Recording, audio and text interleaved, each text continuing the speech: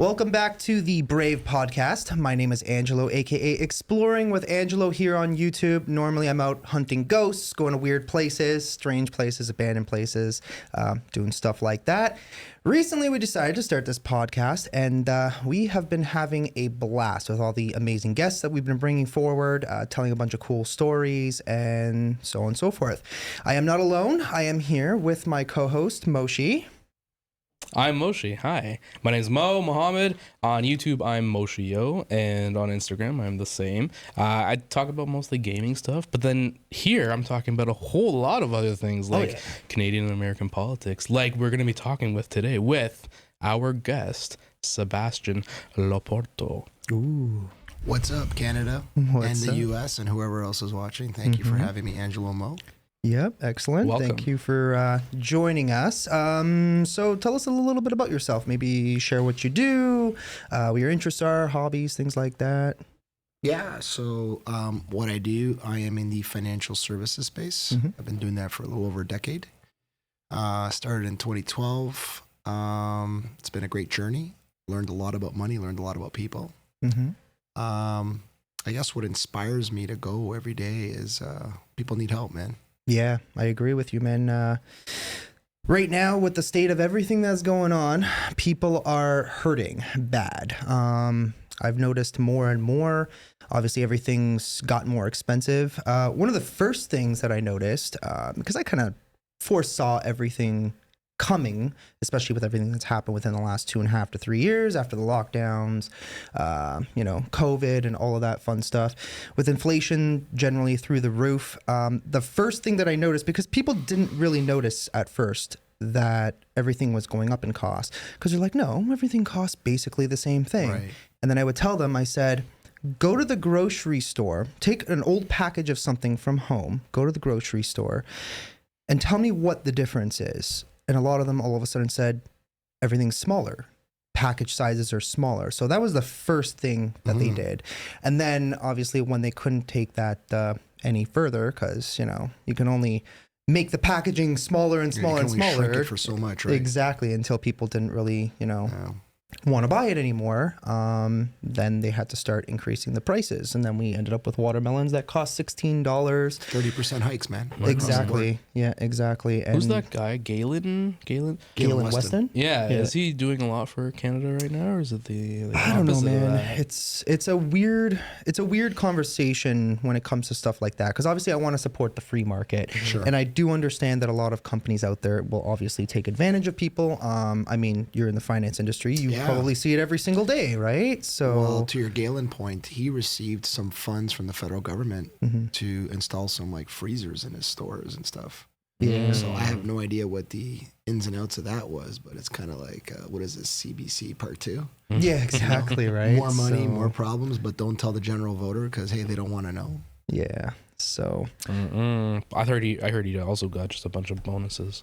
For being a stand-up guy. Oh, wow. For being a stand-up guy. So he's a wonderful guy. Here's a few bucks. He's the CEO, I think, of Weston Foods, he is, right? Yeah, Weston worth Foods, worth a lot of money. I think he's one of the richest people in the country, if I'm not mistaken. I think he's in the top 5, if I'm not mistaken. Wow. Something like that, yeah. So the Thompson family's also up there, which is out of Winnipeg. They own like the Globe and Mail and. Oh, okay. Makes sense. The media companies that are quickly crashing and burning at the moment, because I think a lot of people, and that's kind of why I really wanted to bring these topics on. For you guys, the viewers, I do consider myself a relatively political person. I consider myself mostly centrist, kind of somewhere in the middle when it comes to, if you want to put it on a spectrum, left and right. Obviously, some people are more conservative. Some people are a little bit more liberal. And I do know some of these conversations are a little bit spicy, and maybe you won't agree with me or anybody else who's at the table. But just remember that these are opinions.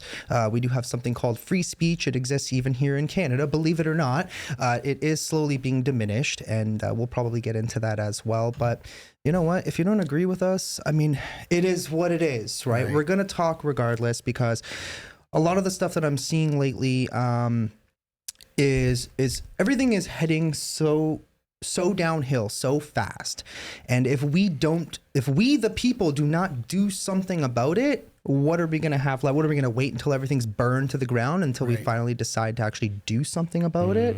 And I don't think that's fair to future generations who have no say in the matter, have no control over what happens. So I think we, the people, kind of have to do something to fight back and take back control of the country and the government, and that's why we're talking about it. Like I said, you guys might not agree, but it is what it is. If you don't like the conversation of politics, I know it's not for everybody, then maybe turn off the video. But if you are interested, stick around, and leave your input in the comments. And yeah, that's pretty much it for now. I think that's part of the problem, right, Yeah. Ange, is that people don't like the conversation of politics. Exactly. We were taught growing up, you can't talk about religion, you can't talk about money, you can't talk about politics. Yeah. And because of those three non-topics, we have all this hellness that's kind of Yeah. broken loose today, right? And it's like, I never understood where a simple conversation about beliefs, values, things that I grew up with, things that both of you grew up with, could trigger somebody to the point where it's offensive. Yeah. Now it gets kind of misnomered, where if you say something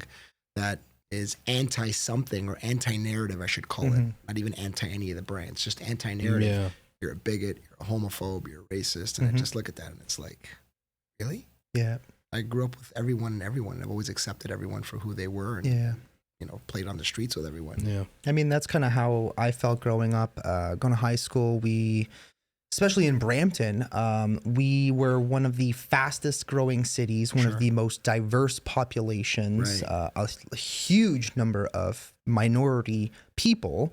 Like where I live, it's predominantly Indian people. A lot of people, who speak. So you're the Punjabi. minority, basically, right? Actually, yeah. Yeah. At this point now, I think Brampton is approximately 60% minority people. Indian ethnicities and Exactly. Asian ethnicities. Exactly. And then everybody Yeah. else kind of fills the gaps. Right? Exactly. So originally, like Brampton kind of used to be, it was all farmland originally. Well, the Castlemore area, I grew up in Woodbridge, which is the opposite of that, where 80% of the people were all Italian. Yeah. Exactly. You know what I mean? Exactly, yeah. But if you went on Castlemore, it was like that special street that kind of belonged to Woodbridge, but was really like Brampton North Farm. Yeah. And all the big construction guys and their companies all like had their big lands and stuff. Right. Yeah. Right. Properties on there. So, I mean, a lot of the people that live in Woodbridge today, the Italian people, they were all from Malton for the most part, Yeah. right? Malton was a huge. Well, I was a North York kid, so most of them were from North York as well. Right? Exactly. And then, a lot of people have kind of moved to different places, places that maybe were cheaper because they saw massive inflation. Like now, a lot of people, what I'm noticing is they're noticing massive inflation in this country to the point where homes cost $1.5 million. And we're not talking anything spectacular. You're talking an average. Shed, dude.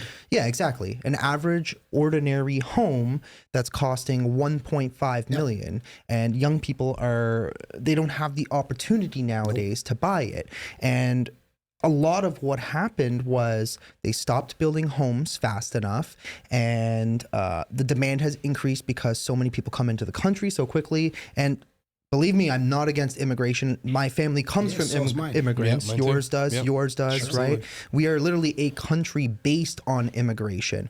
But there comes a point when there is a problem, and obviously there's something that's happening that is creating this issue, right? Whether it be certain legislature in Canadian government that's being passed, that's obviously preventing a lot of people from being able to live your life and just do something so simple, which would be buy a home. And then you go to the States and you find that in the Pittsburgh area, you can still probably buy a home for about $300,000-$400,000. You can go to Texas, $265,000, brand new Buy a home, mansion for $265,000. right? Yeah. Like, dude, you're literally you're living the life, and those people, to them, that's expensive because. Right. And then when you tell them, like, because I go to the U.S. all the time for trips and stuff, and I talk to a lot of people there, and when I tell them that our home prices here are 1.5 million, I have to convert it. That's like about what 1.25 million U.S. roughly based on conversion. And when I tell them that, their freaking jaws drop, right? So I know, like, it's obviously not everywhere in the U.S., but there are still spots where you can. You could buy a decent size home for a decent amount of money. But yeah, there's clearly a problem here. And I guess that leads into our first topic of the day, which is the state of Canadian politics. What is your opinion right now, Sebastian, on what's happening? We're in big trouble, man. In big trouble? Based Big on trouble. what are you noticing? Like, what is the biggest problems right now? That's When a government's main focus is not to inherently create jobs internally for its people, and uses its funds on taxes and then clocks on more taxes like carbon taxes and this tax and that tax, and then sends money out to foreign countries for aid for ridiculous wars that are being fought over stupidity, right? And this is not a pick or choose of who I'm on which side of which war, but exactly. When you could see that there's general interests in these countries for controls, and they're trying to sell it through, media popularity, like the brands that we have in Canada, like the CBC, and they push this liberal narrative. I have a problem with that. Yeah. And I look at that and I say to myself, this is 2023 and we've got problems like this now. You're right, Ange. In the future, the generations won't stand a chance if they don't start standing up right now and asking questions, right? Yeah, and what I'm seeing a lot now, especially in schools, is they're not really teaching children how to critically think or think for themselves. Right. They're essentially being told what to say, what not to say, and a lot all of these in the name of inclusivity and tolerance. Exactly, right? And not that I don't want to include people, obviously I do, but there comes a point where the line gets crossed. Sure it does. And that's generally what I'm seeing, right? Sure it like does. you said, where everybody's suddenly, anybody who has a different opinion than the current standing government, the current media, and they're all getting called bigots. They're all getting called, like you said, racists and Xenophobes, homophobes, misogynists, blah, blah, blah, blah, blah. Exactly. And it literally, you're just sitting there thinking about it and you're like, what?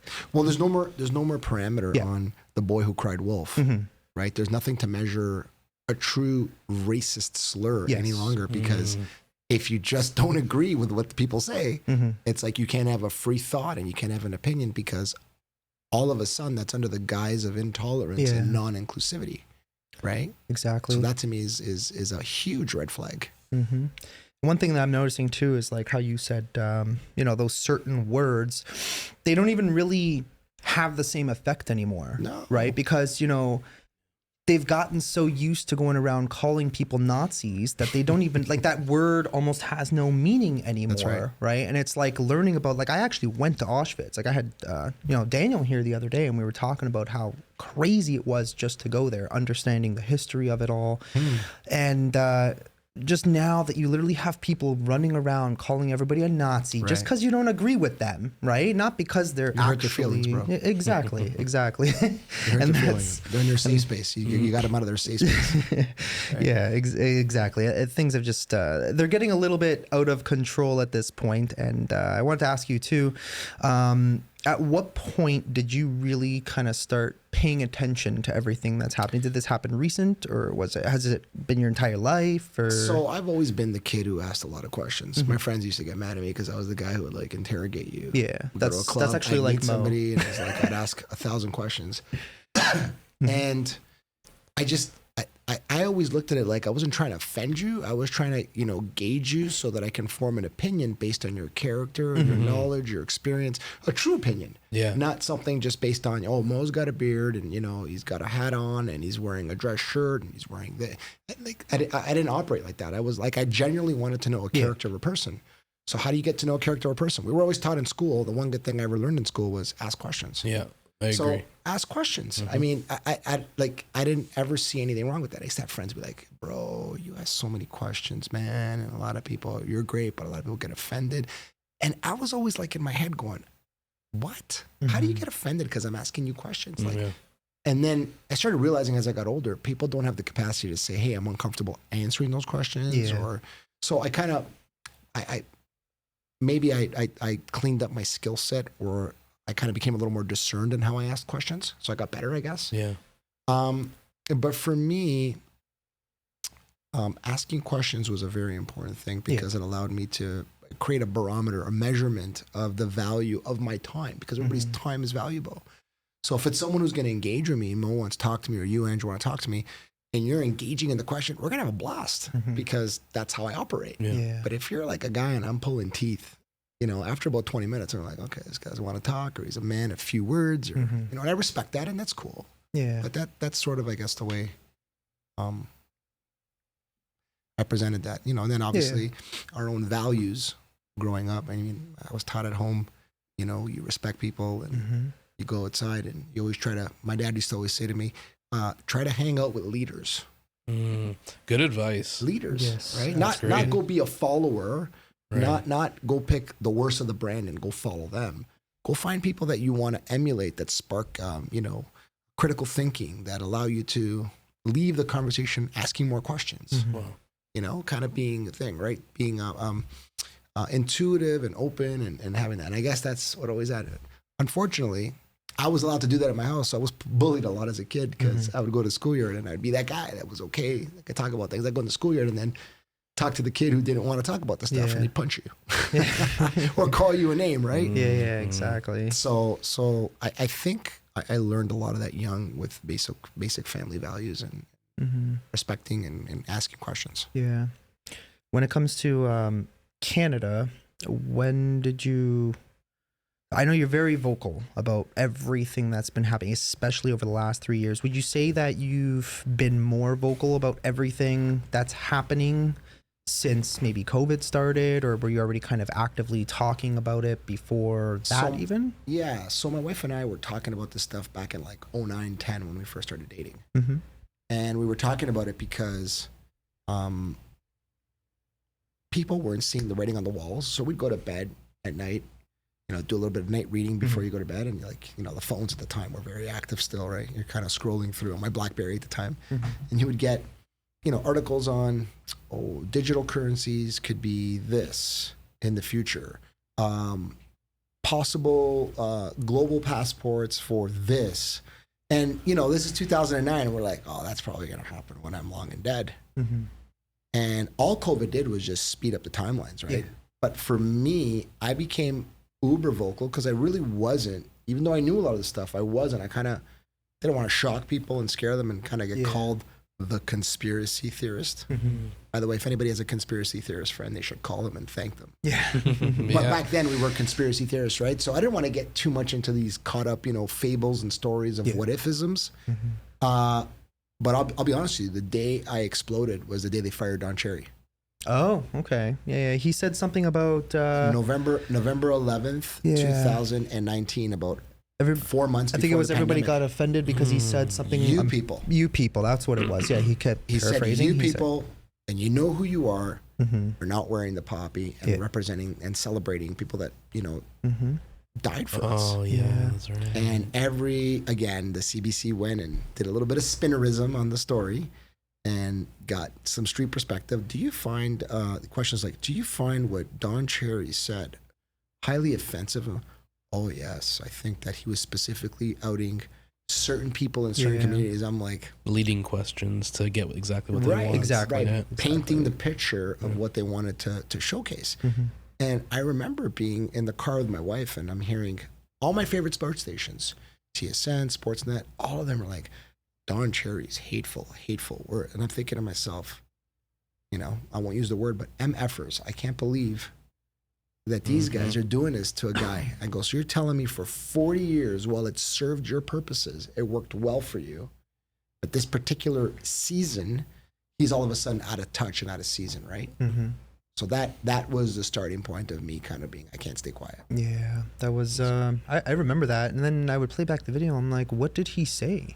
He didn't say anything. Yeah, it was a generic, like just a general phrase that you would say, like, you people, like you know, you people in this room right now, right? It's not anything because, you know, you people being you Lebanese people or you Italian people or something like that. It just didn't make any sense. And like you said, of course, they decided to spin the narrative because, you know, for whatever reason, that's just how they like to do things. It's And the other question is why? Like, is it more than just politics? Because now it's like we're noticing that politics has become very polarized, for one, right? Everybody hates everybody else, right? Big the divide, bigger than ever before. Yeah, the left can't stand the right can't stand the left, and the centrists are all sitting in the middle like, what the hell is going on right now, right? Like, this just doesn't make any sense. Right. And is it more than just the politics? Is there something? What do you think? Is there something driving it? Yeah, I think it's controls. Yeah. I think as long as you keep the people fed with the idea that they're going to create something in their lives and it's going to be marvelous, they're okay. They're okay with being controlled by Big Daddy, right? Because the reality is we live in environments that have rules, and there's governments to protect those rules. I just don't know at which point it became where the government became my employer and I was its slave. When in reality is I voted for you. You are my servant, not the other way around. But I'll be honest with you guys, like over the last 3 years, 4 years, the amount of people, even of my own ethnicity, maybe it's because they come from, that socialist mentality of Europe, things like, oh, the greater good is always more important than the individual. Yeah. The collectivism is that, oh, you wouldn't have survived 5 minutes under a Mussolini or a this autocrat or this dictator or whatever. And I'm thinking to myself, what?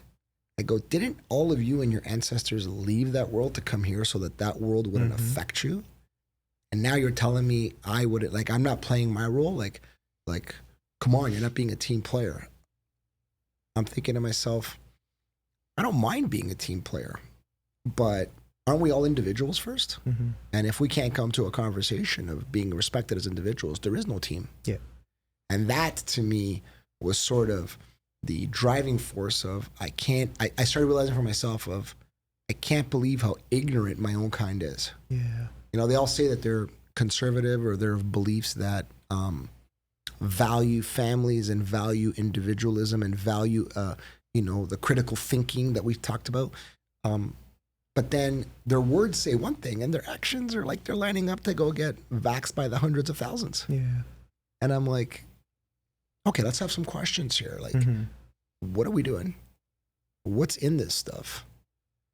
Do you have the white papers? Yeah. Were there double-blind peer reviews? How long has it been on the market?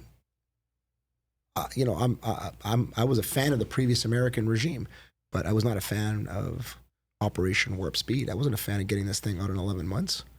So you're telling me in 100 years of coronaviruses that we've all experienced in the modern age, there is no medication that can help us through, let's call it a much more difficult flu season, because that's all it was. It was a much more difficult flu season than normal.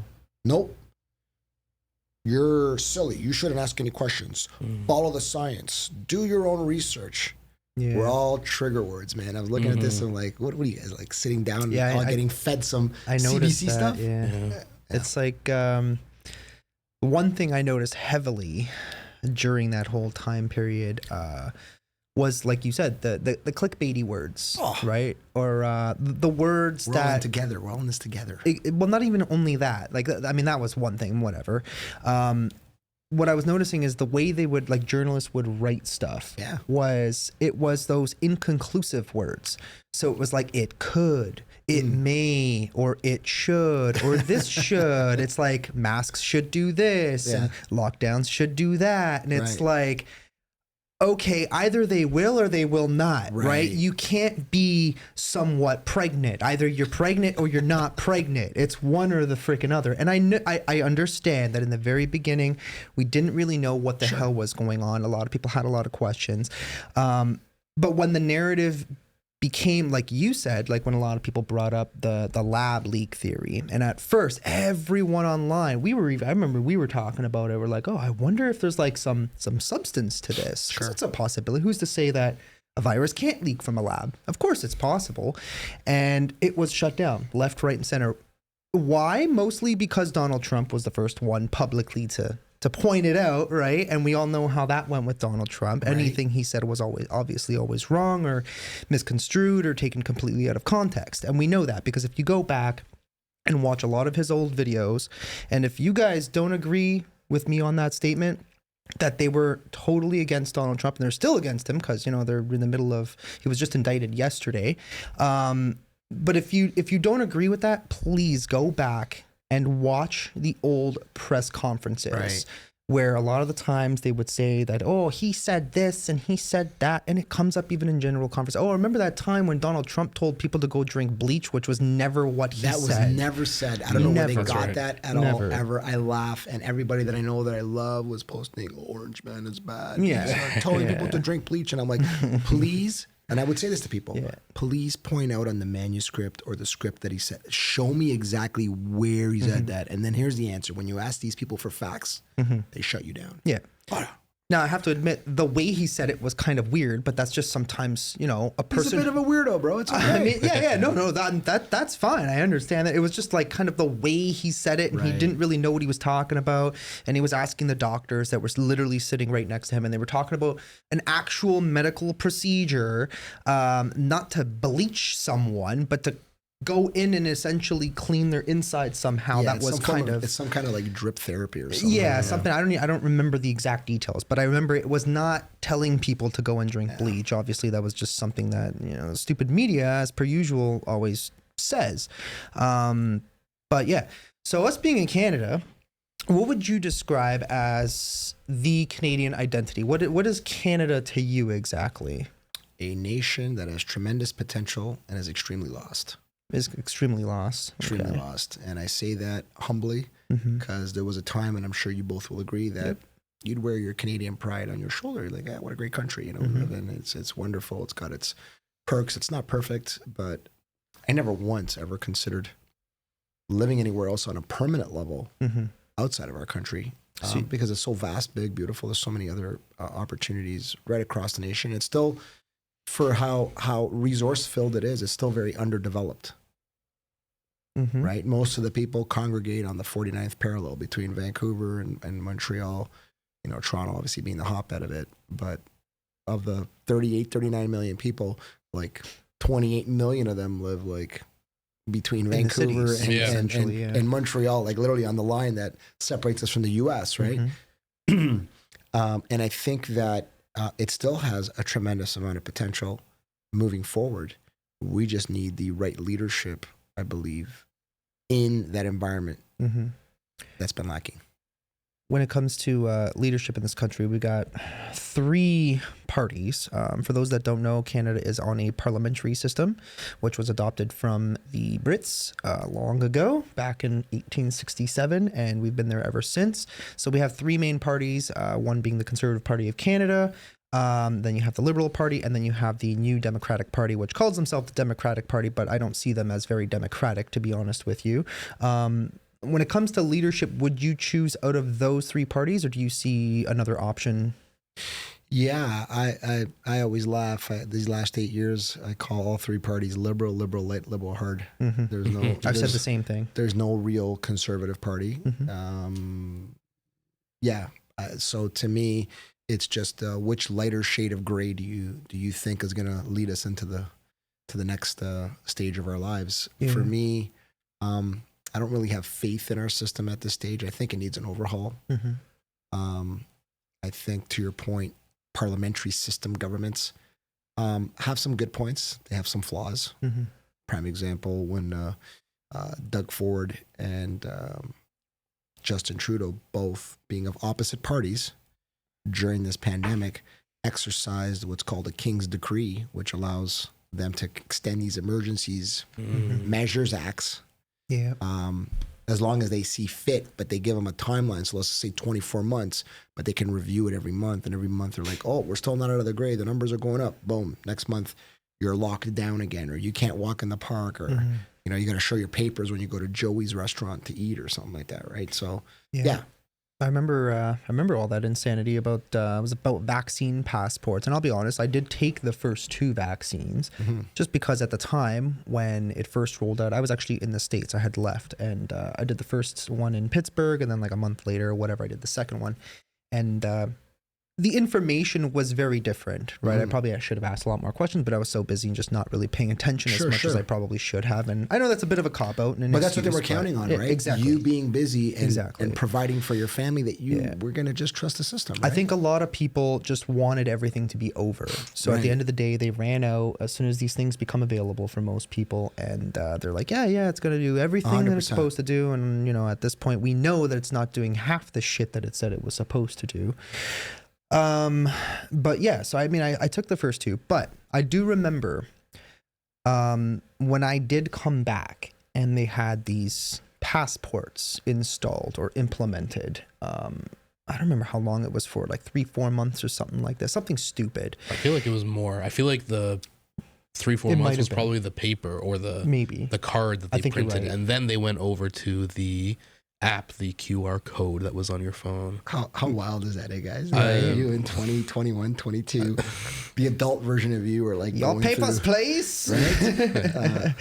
You're going through this stage of your life where they're asking you for something that they haven't asked in 85 plus years. Mm-hmm. It's crazy, but I just remember I refused to go to any place that would ever ask for a passport. I think most people were like that. Right. And I'm just like, and I'm vaxxed, right? Like I took the first two. Yeah. So I remember going to Pizza Nova, and I was the type of person, I never wore a mask. Majority of, like, in the first early stages when they were kind of forcing everybody to, I didn't want to do it. I'm just like, I don't agree with this, and I'm just not going to do it. Right. You don't like it? Too bad. I don't care. Right. That was my own decision. I take care of myself. I take care of my own family. I'm a big boy. I can take care of my own make my own decisions at the end of the day. So I remember walking into Pizza Nova, and these guys were like, first they served me the slice, and I sat down just eating that. Pizza Nova is just a generic franchise across Canada, and it's like a Pizza Hut for you Americans. Yeah, basically. It's definitely better than Pizza Hut. Oh my God, way better. Oh my God, Pizza Hut's trash. But so I remember I sat down, and all these people are like talking behind the counter, and they're like, "Excuse me, do you have your vaccine passport?" And I'm like, "No." And they're like, oh, okay, well, you can't eat in here. I was the only, it was like 12 o'clock at night. There was no one in the restaurant, just me and them two behind the counter. And they were easily a good 15 to 20 feet away. Just me, myself, sitting in the corner, minding my own business, not hurting anybody. Right. And they're like, well, you can't eat in here if you're, if you don't want to have the vaccine passport. And I'm like, dude, I'm literally 15 feet away from you. Like, what's the problem here? They're like, it doesn't matter. Yeah. Right. And I'm like, okay, well, I guess I'll just go eat outside in the freezing cold, which is exactly what I did. Even though I'm vaccinated, I refuse to show it to them because I'm like, dude, this is not Nazi Germany. This is Canada. Right? Exactly. And that's what it was. I know a lot of people a lot of my friends who were not vaccinated who couldn't go to places. So it's like, why should I get special treatment just because I took some sort of drug? Right? What if I take Lipitor, does that make me more advanced than somebody else or something? Like, it doesn't make any sense, right? I feel there were a lot of people. There were a lot of businesses that were pushing it that didn't want to push it too, though. Totally. I have a friend who owns a bar, and he said, I would love to have you. I would love to have all these people who are unvaccinated, except they'll take my liquor license away if they find out that there's somebody in there who doesn't have Welcome to your freedoms. Yeah. Oh man. That was our reality for a very, very long time, and then finally they started to admit that it wasn't really doing too much, and they finally backed off, which was basically right after the Freedom Convoy. It was funny how you had a bunch of truckers and just average ordinary people who showed up in Ottawa, which is the capital of our nation, and they wanted change. That's what they saw. It was a general protest. It was noisy at periods of times. But it's crazy that it literally took, what was it? Like, it spanned like what? 3 weeks, 3.5 weeks, something like that? Something like that, yeah. It went on for a long period of time, and the government refused to even just acknowledge them. It's like... No, they did acknowledge them as terrorists, noisemakers, pollutants, disoriented, racist. There was that one guy who had the, I just love the way, the Confederate media, flag? Yeah, the media paints stories. And, the one guy with a balaclava where he's like totally like You couldn't see covered him at up all. Yeah. with the one flag, like he wasn't a plant, right? Mhm. To make it look like out of the thousands of people that were doing like ice sculptures and kids on jumpy castles and music playing and barbecuing, where you actually saw brotherhood and sisterhood. Hot tubs. Probably, The hot tubs, probably yeah. occur for the first time in like ever, Mhm. maybe since the first time since we had the blackout of like 20 years ago, where your neighbor actually took care of you and said, hey, don't worry, you don't have, you're free, bring it over, we'll cook it here on the barbecue, we'll do this, right? People were bringing diesel and gas and whatever they needed, right? There was actual humanity being shown. Yeah. And Trudeau did what Trudeau does best. Yeah.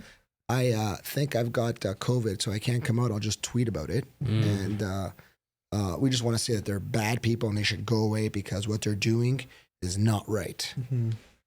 Right? Yeah. So, yeah. That's exactly what it was. And it was just crazy because I knew a lot of people that went there. I wanted to go myself, but I was out of the country pretty much the entire time it was happening. But I gave as much support as I possibly could online. I bought a Free Hong Kong shirt from Tim Cast IRL, and I wore that everywhere. Free and, Hong Kong. That was 6 months precursor before COVID happened. You're thinking Free Hong Kong. But mine was Free Hong Kong. So I have this. Free Hong Kong. Yeah. I misunderstood you. You heard Hong Kong, right? Yeah. No. So it was just a stupid, funny shirt that was basically a play on words about Free Hong Kong, and it just literally has a Canadian leaf, logo. I guess. Yeah. It's like some sort of Canadian logo, and it says Free Hong Kong on it. And I just kind of thought it was funny and whatever. But yeah, it was amazing the way the media was painting everything about these people, and it was just like, dude, these are average and ordinary people.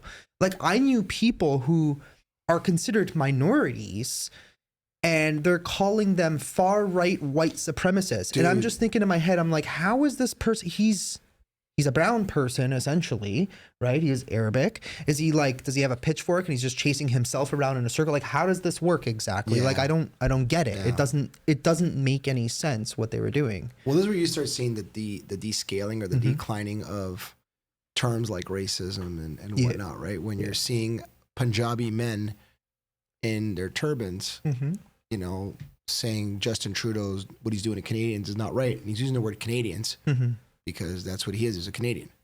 Just like, I'm a Canadian, you're a Canadian, you're a Canadian. Yep. And I think what they weren't counting on, which is the lowest form of politics, right, is this idea of people identifying people for who they are as an individual, who you are, Mo, as a character, versus you being a Lebanese Canadian or you being an Italian Canadian, Angelo, is, you know, this identity politics was crumbling in front of their face because no longer could you look at someone and say, oh, he's just an Indian guy, or he's a Punjabi guy from India, or he's a Pakistani guy, or he's this, or he's that. No, he's a Canadian who's expressing that I drive a truck and that pays my family, and you're killing my business because I don't believe in your policies and your mandates, and you're not allowing me to cross over to Michigan to get food to bring back to Canada so I can feed people in Ontario and feed my family, essentially. Exactly. It was despicable, to say the least. Like, just the things that he was, you know, trying to say, and a lot of people believed it. And there was a lot of things popping up on Twitter about, you know, people being chased down by protesters and attacked and this and that, but they could never once come up with not one shred of evidence. It's like they were just saying it, and we were like, okay, well, this person attacked. We'll give you the benefit of a doubt.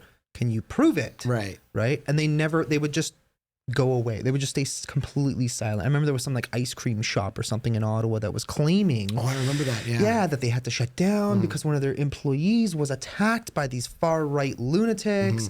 And I'm like, dude, like, if that was the case, wouldn't there at least be one video? Everybody's got a cell phone. So what? Somebody's attacking you and you're not going to like pull out a phone. Nobody else happened to pull out a phone. There's no CCTV footage. There's no police report on it happening. Right. So basically what you're saying is you're just full of shit.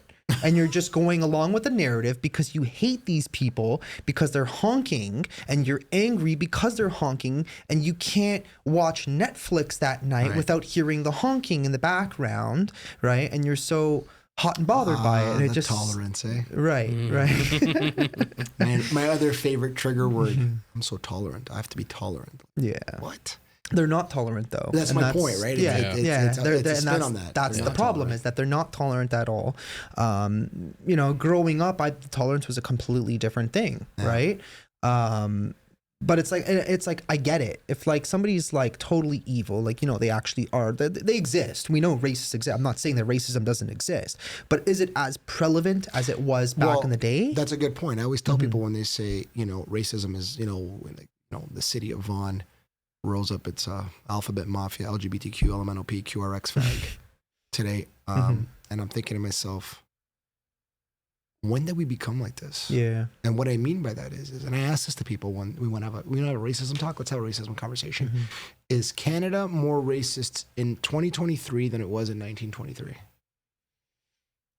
The logical answer would be it was probably more racist in 1923. I would actually say it's more racist today. Well, yeah, because of the big divides of everybody hating everybody. But what I'm getting at, before they started shoving these affirming beliefs down people's throats, like, you know, you'd have to ask yourself, pre-2019, I would say probably Canada was a far lesser racist nation today than 100 years ago or 50 years ago, right? We've come a long way, right?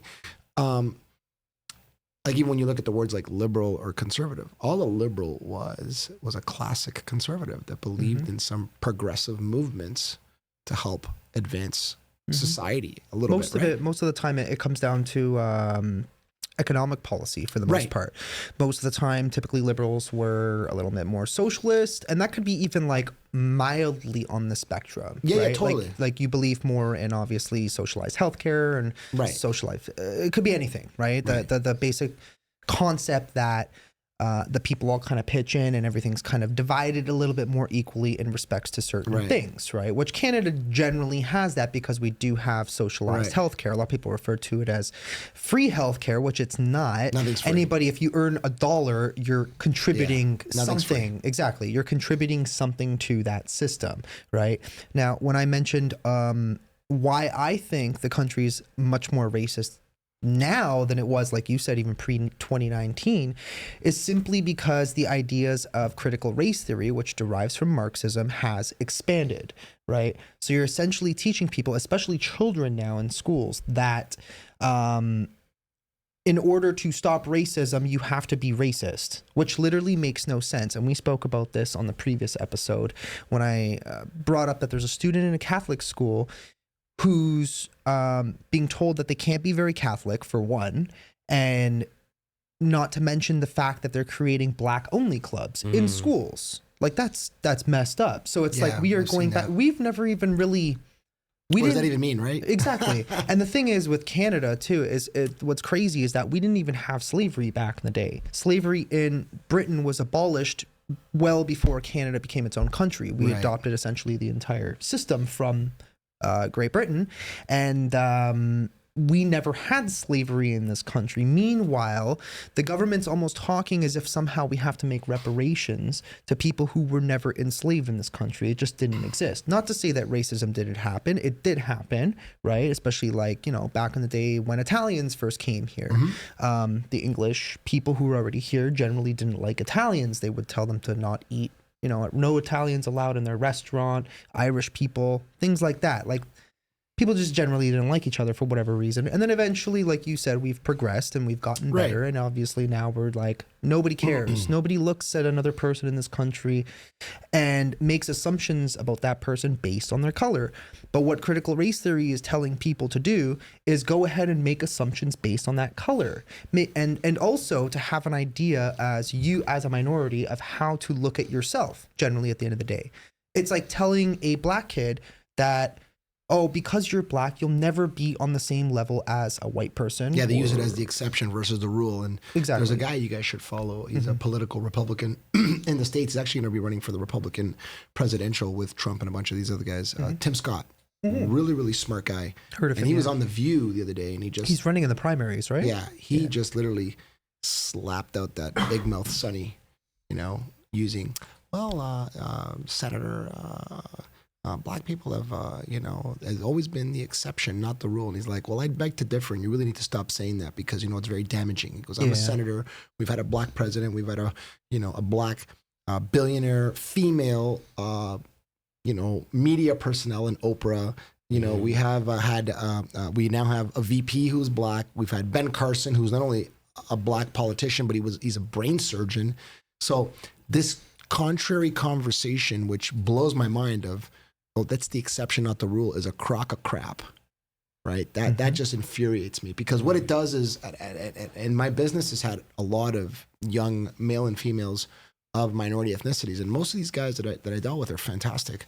They believe in family values. They believe that they can do and be whatever they want to be, and not any other person, specifically some white liberal behind a chair in an ivory tower telling people how to think is going to stop them. So this idea that things are the exception but not the rule is nonsense. Everything has become the rule today. Yeah. The freedoms have not been more free than they are in this current time. So this idea to me is just a bunch of malarkey that someone constantly like tries to pump in and cause diversity, you know, and freaking out. I was actually thinking about that earlier too, because there's a lot of like, you know, things right now involving the trans community, LGBT community, and it's crazy because a lot of these people, like you have activists showing up outside of schools because, you know, they want certain curriculums being taught and certain books to be shown to children in schools, which I don't agree with, because obviously we should not have pornographic or adult lewd material in schools that children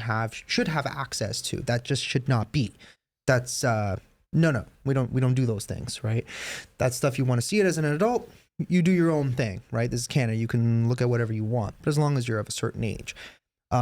What I'm noticing is that a lot of these people are going to these protests and they call themselves trans activists. And it's like they're constantly yelling things out about trans rights, et cetera, et cetera, et cetera.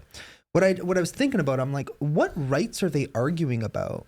You have the same rights you have for a very long time. You can do you, bro. Yeah, exactly. You want to dress up how you want to dress up, and for the most part, no one's going to bother you. If you dress a little bit provocatively, somebody might give you a second look, but they do that to everybody, right? If I walk down the street in a furry costume, people are going to give me a weird look too. Like, what's going on here, right? Like, why is this dude dressed up as a lion walking down the street, right? It just is what it is, right? And it just doesn't make any sense to me, because these people are constantly yelling out things about trans rights, and it's like, you have literally the same rights as me, right? If I wanted to do the same thing, I could do the same thing if I chose to do it as an adult. It seems to me that the things that parents are constantly arguing about now are having rights, you know, obviously to manage what it is that their children are actually learning in school, because they want it to go kind of back to the basics. Like, they should be learning math, science, you know, if they're in a religious school, they could learn religion. But that should be up to the parents, right? It doesn't make sense that how is it that a bunch of other people should suddenly have control over your children? It just doesn't make any sense to me. And it's gone to the point of overboard, if you ask me. Like I mentioned in the last video, I called it a line, right? There's this line that we've always kind of compromised, right?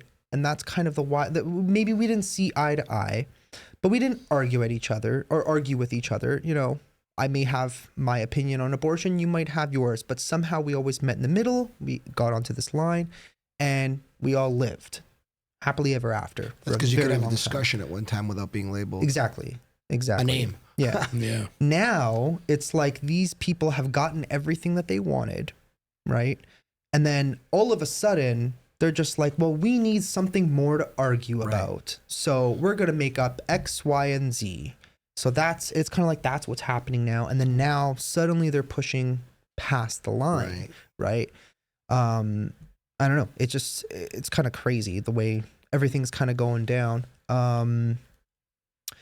What is your opinion on Joe Biden? I think that's... so...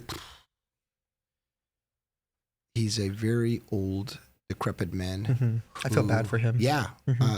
It's hard not to. It's almost like when you look at it though, Angelo, you have to say to yourself, what kind of elderly abuse would put a gentleman in front of a camera that can barely string a sentence together? Exactly. You know, and whether you like his politics or not, you're telling me out of all the people that you thought could have beat Trump, the guy who spent 50 years in politics and has kind of run his course mentally, physically, you know, you couldn't find a fresher face or an idea that could have actually sold the American people into a better future than what Donald was offering. Yeah. So to me, I feel terrible for the guy because it's elderly abuse. I think what they're doing. Yeah. No, I agree. Like I don't personally think he's going to make it to the next election.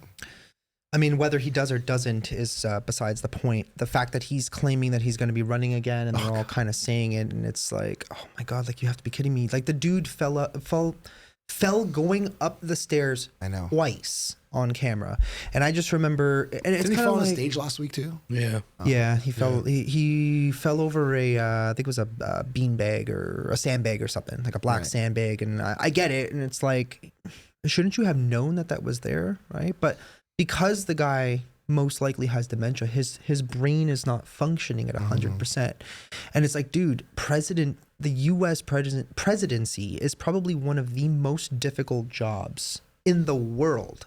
Yeah. At any point, whether you're young, old, Totally. it's hard. Like we saw the transition from Obama was a perfect example, right? By the end of it, he looked aged, right? He was he got all salt and peppered right before he got on the pirate. Yeah, exactly, for sure. Right? You're like, holy crap, man! It was like, wow, that was 8 years gone by, right? So it takes its toll on you, right? It's not an easy position to do, and it's like they're putting all this pressure on this man who's. It's evident that he's having an extremely hard time just doing, the daily things. Meanwhile, when Trump was in office, he was up until all hours of the night doing things and getting Trump's ready. a different monster, though. Yeah, I mean, he comes from a world of business, right? Yeah. Whereas Biden comes from a world of politics, for one. And we all know his corruption and all his scandals that are going on right now, and the whole Hunter Biden thing and the Burisma stuff, and it's just absolutely insane, right? And they weren't expecting this kind of transition. They thought they were going to do, 8 years of Obama, 8 years of Hillary, and then, bring in Joe or whoever was going to represent. They thought it was going to be like a 30-year Democrat run, right? And then Trump comes in and just 4 years just blows them right out of the water. Yeah. And all the things he was doing. And he broke the system. He did break the system. And whether you like Trump or not, I always look at it like he pulled the big Band-Aid and ripped the bruise, like just, showed the blood. And I think a lot of people didn't like that. It's very abrasive. Yeah. But on a political stance, on a business stance, he was the right guy for the job, in my opinion. That wake-up call that was needed that I think we neglected. And it'll be interesting to see what happens in the next year or so. Yeah. What's your opinion on any of the other primaries? You like DeSantis or? So I'm a Florida guy. I love DeSantis. I just think he needs to wait his turn. Right. I'm kind of in the same boat. I'm not really liking his tactics. Yeah. Are a little too typical politician. Yeah. And I don't like that. Where they're just kind of taking shots at each other, and now he's gotten to the point where he's literally showing deep fake photos of Donald Trump kissing Fauci on the nose and then saying, oh, this is the real Donald Trump, and he's misleading people. And at first I'm like, it's not really that big of a deal. But it is a big deal because a lot of older people don't know what deep fakes are. They don't know that creating these types of photos are possible. And it's coming from a politician, someone they feel like they can believe. Exactly. Yeah. Exactly. Yeah. It's especially somebody, a politician who's done really well, like DeSantis over the last 4 years, right? That's the thing, right? And when it comes to DeSantis, who's great as the governor of Florida, great at writing policy, and he's a very, very much a populist. He's doing what the people of Florida want him to do. He's done a great job in Florida. Yeah, fantastic. I love Florida. I love going down there, and it's always a great time. But like you said, I think maybe he needs to kind of chill out and wait his turn. Yeah, just let Trump do his thing, especially after, I don't know if you watched the speech last night after he was indicted. Did you have a chance to watch that? No, but I heard he came out smiling and kissing babies. Yeah. You're talking about Trump, right? Yeah. Kind of, yeah. But I kind of feel like we're seeing 2015 Trump again, right? And a lot of people are kind of bringing that up, where he's kind of like that person. He's on fire because he's just so angry right now, and he just wants to absolutely destroy them. And he's talking about when he gets back in office, because he has the Schedule F thing where he's going to walk in and basically just fire everybody who's been there forever and who's basically just typical establishment. He wants to go to the swamp, start getting rid of people locally in the house. See it. Yeah. And that's, right? I mean, that's what he's talking about. And he was just, the way he said everything was just, wow, holy crap. And then the funniest part was that I think it was CNN and NBC, of course, were like, oh, we're not covering Trump because of the things that he says. And it was like, dude, their feelings are hurt. They're in their mommy and daddy space. Of course. Yeah. But yeah, to me, the way Canada's in really big trouble because we don't really have, the way I see it, I mean, we do have one politician who's very anti-establishment. To me, it's Maxime Bernier. I love Max. Right? Max is really good.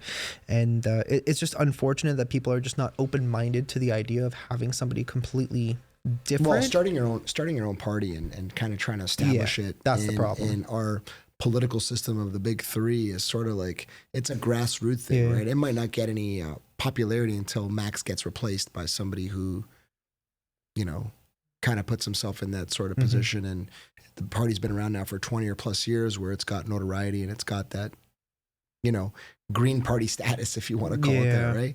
Which is unfortunate, because I do like Max. I think the problem is he was supposed to take over reins after Harper, and he resigned because of some nonsense. And then I think it was something they just didn't see eye to eye on. Something.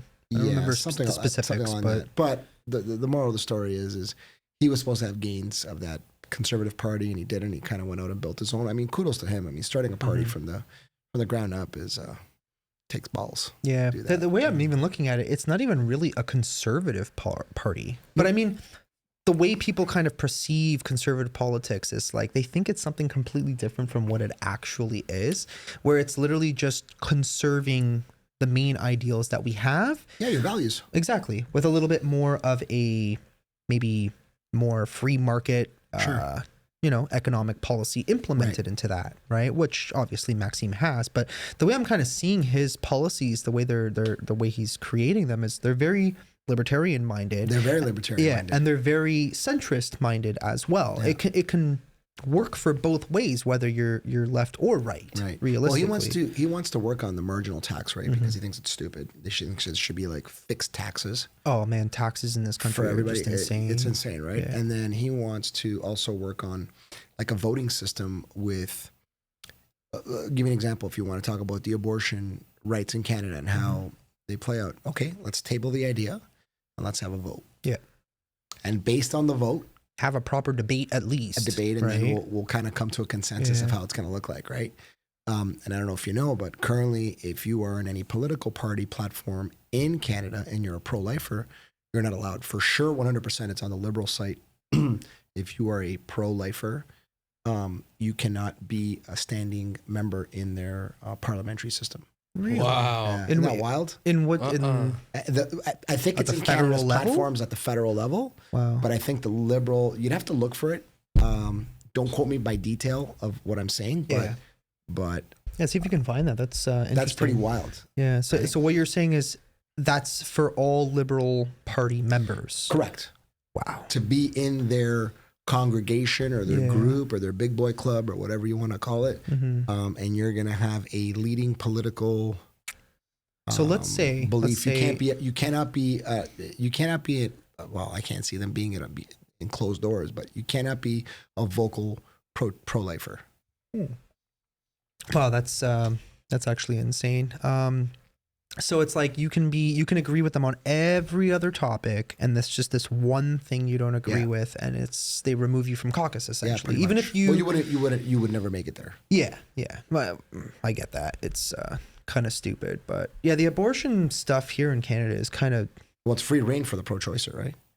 Yeah, I'd say. I remember, so I have some friends, they have a child with Downs, and around the 7 to 8 month mark, believe it or not, they were actually asked if they wanted an abortion. Isn't that wild? Yeah, because they knew the child already had Down syndrome, and they looked at these doctors like, excuse me, like, are you insane? Why would I abort my child just because it's got some sort of okay, so what? We're gonna love the child regardless. Like, I don't care, but It's just the fact that this is happening. And so when it comes to the whole abortion debate too, and the why it's becoming such a hot topic realistically is because of what the left want and what the right want are just so astronomically far apart from one another, whereas the left generally want abortion at any stage. And a lot of people have argued with me that's not true. Yes, it is true. Very true. In the States, if you look at, for example, that I think it was the governor of Virginia actually said on a radio, live on radio, said he wanted it to be an option to terminate the pregnancy after the child was out of the womb. So it's like, so you're going to give birth to the child and then abort it? Like, how does that work? That doesn't make sense. That's like murder, right? That's not what the conservatives are even arguing about right now. Most people, I think, would probably say, like, conservative people in general would probably say that they don't want abortion, but they've always managed to compromise again, right? They said, well, we don't really agree with it, but, you know, in Florida, we'll give you 8 weeks. In other states, we'll give you 12 weeks, whatever it is to get an abortion. And it's like there's some sort of compromise because we do understand that, you know, there are certain incidences of, you know, abortion after rape or incest, of course. And I mean, like I said, we've always just managed to compromise. And it's like now we just can't compromise. Like, dude, I actually lost a relationship over this, right? Just simply over having the conversation. Gee, right? Imagine that. Right? Like I had, and that's another question. Like, would you date somebody who had a completely different political opinion from you? Would you consider doing something like that? Absolutely not. No? Why? So life is already challenging Mm-hmm. in managing and viewing your own perspective on life and your own management skills of yourself. And if I have a relationship with someone whose values are polar opposite of mine and a child comes in, well, whose values do we use? Yeah. Right?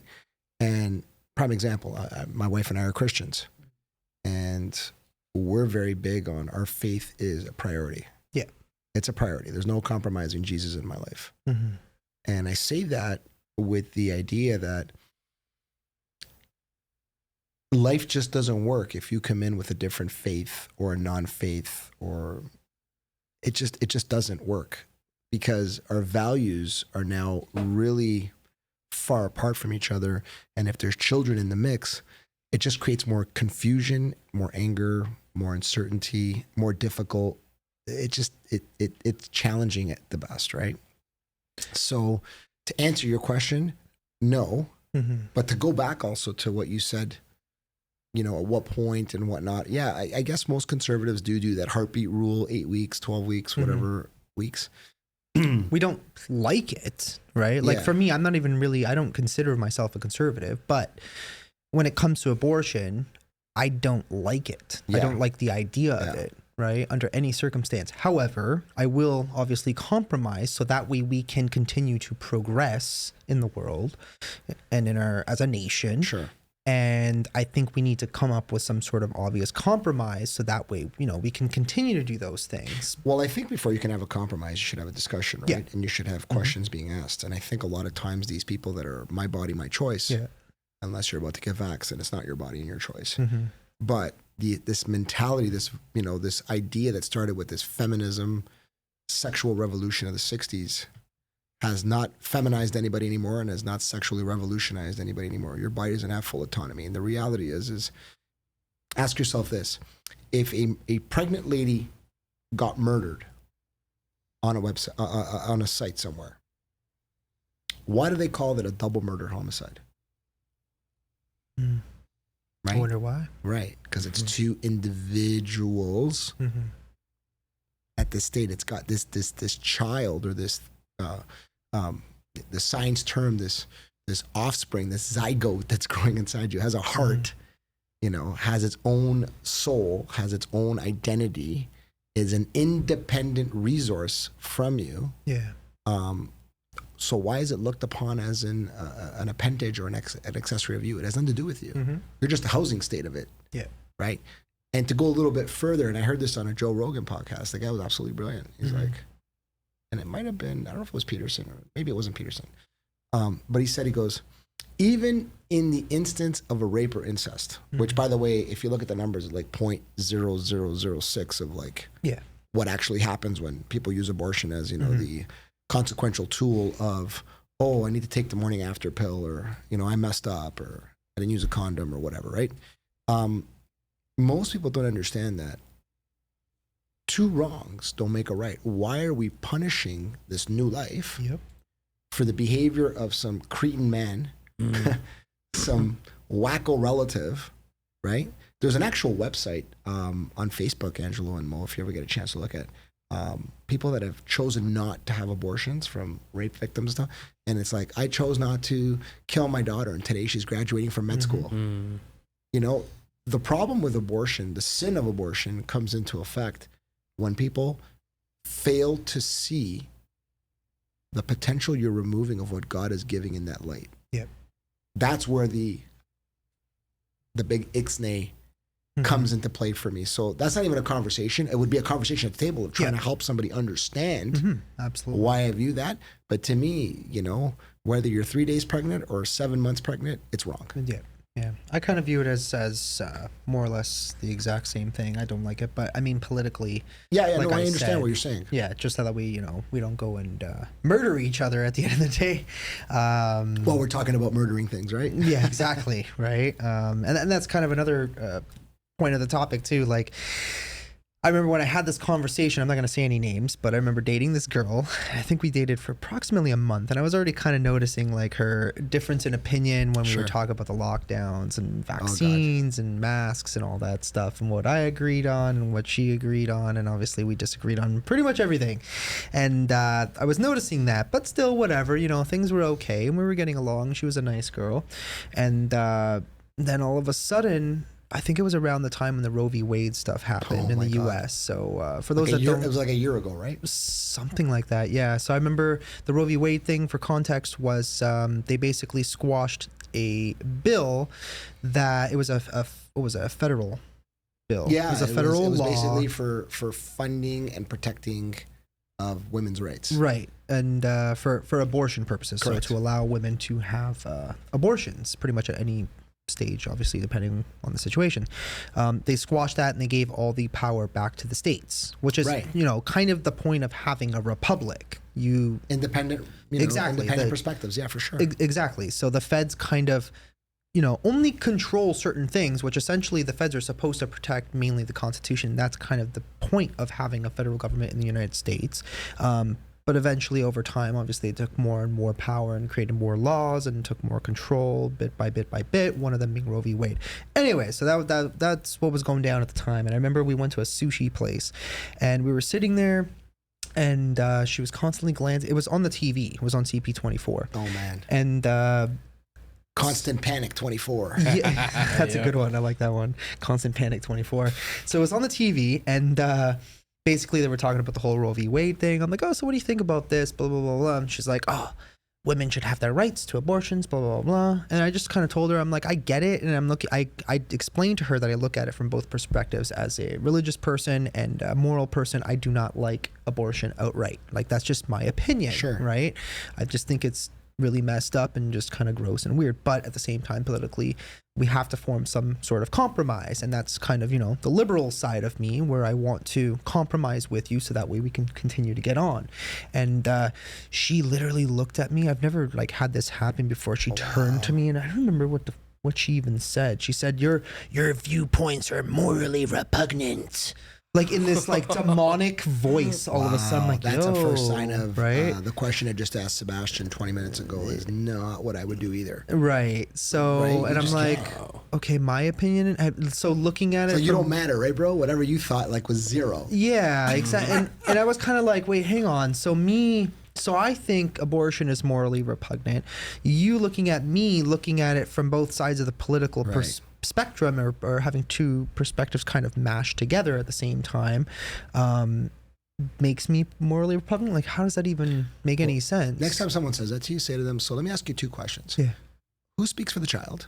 And who speaks for the dad who might want to keep that kid? Yeah. Right? Is your value of your daughter any different than your wife's? No. you love her just the same, right? Just the same. You would probably die for her too, wouldn't you? Absolutely. Mm-hmm. So how is your view not as important? Exactly. Like I can't equate that, right? It's like, so yeah. I don't know. To me, it just kind of seems like it's a very narrative type of thing where it's like, no, we need it this way or no way. We're not going to come to any sort of compromise. And then, of course, they change the way the media writes it, that they're taking away women's rights, blah, blah, blah, blah. But I feel like there's so much more to it. It's such a complicated issue. Planned Parenthood takes...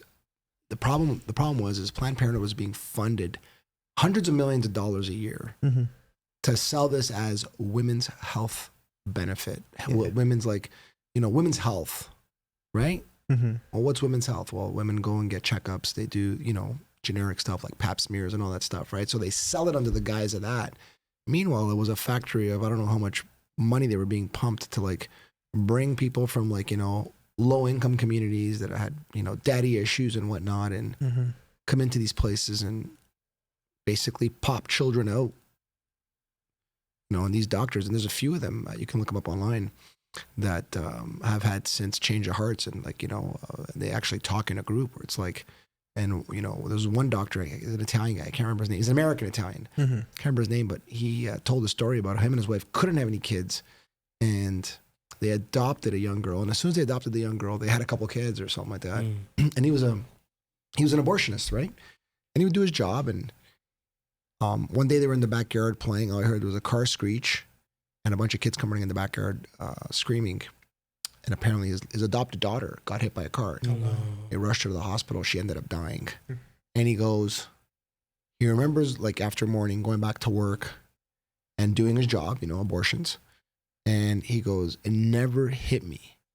And then I looked in the waist of where I removed these kids, and I saw like arms and hands.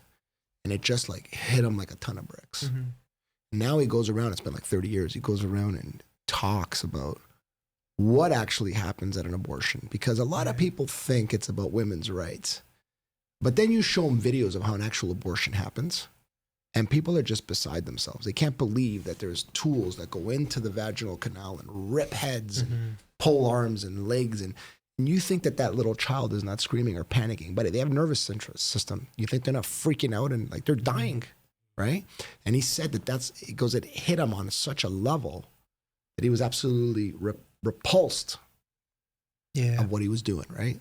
So a lot of stories like that. And now with, TikTok and Instagram, you're seeing a big movement of people that are younger than us starting to realize that it's wrong. Yeah. It's wrong on so many levels.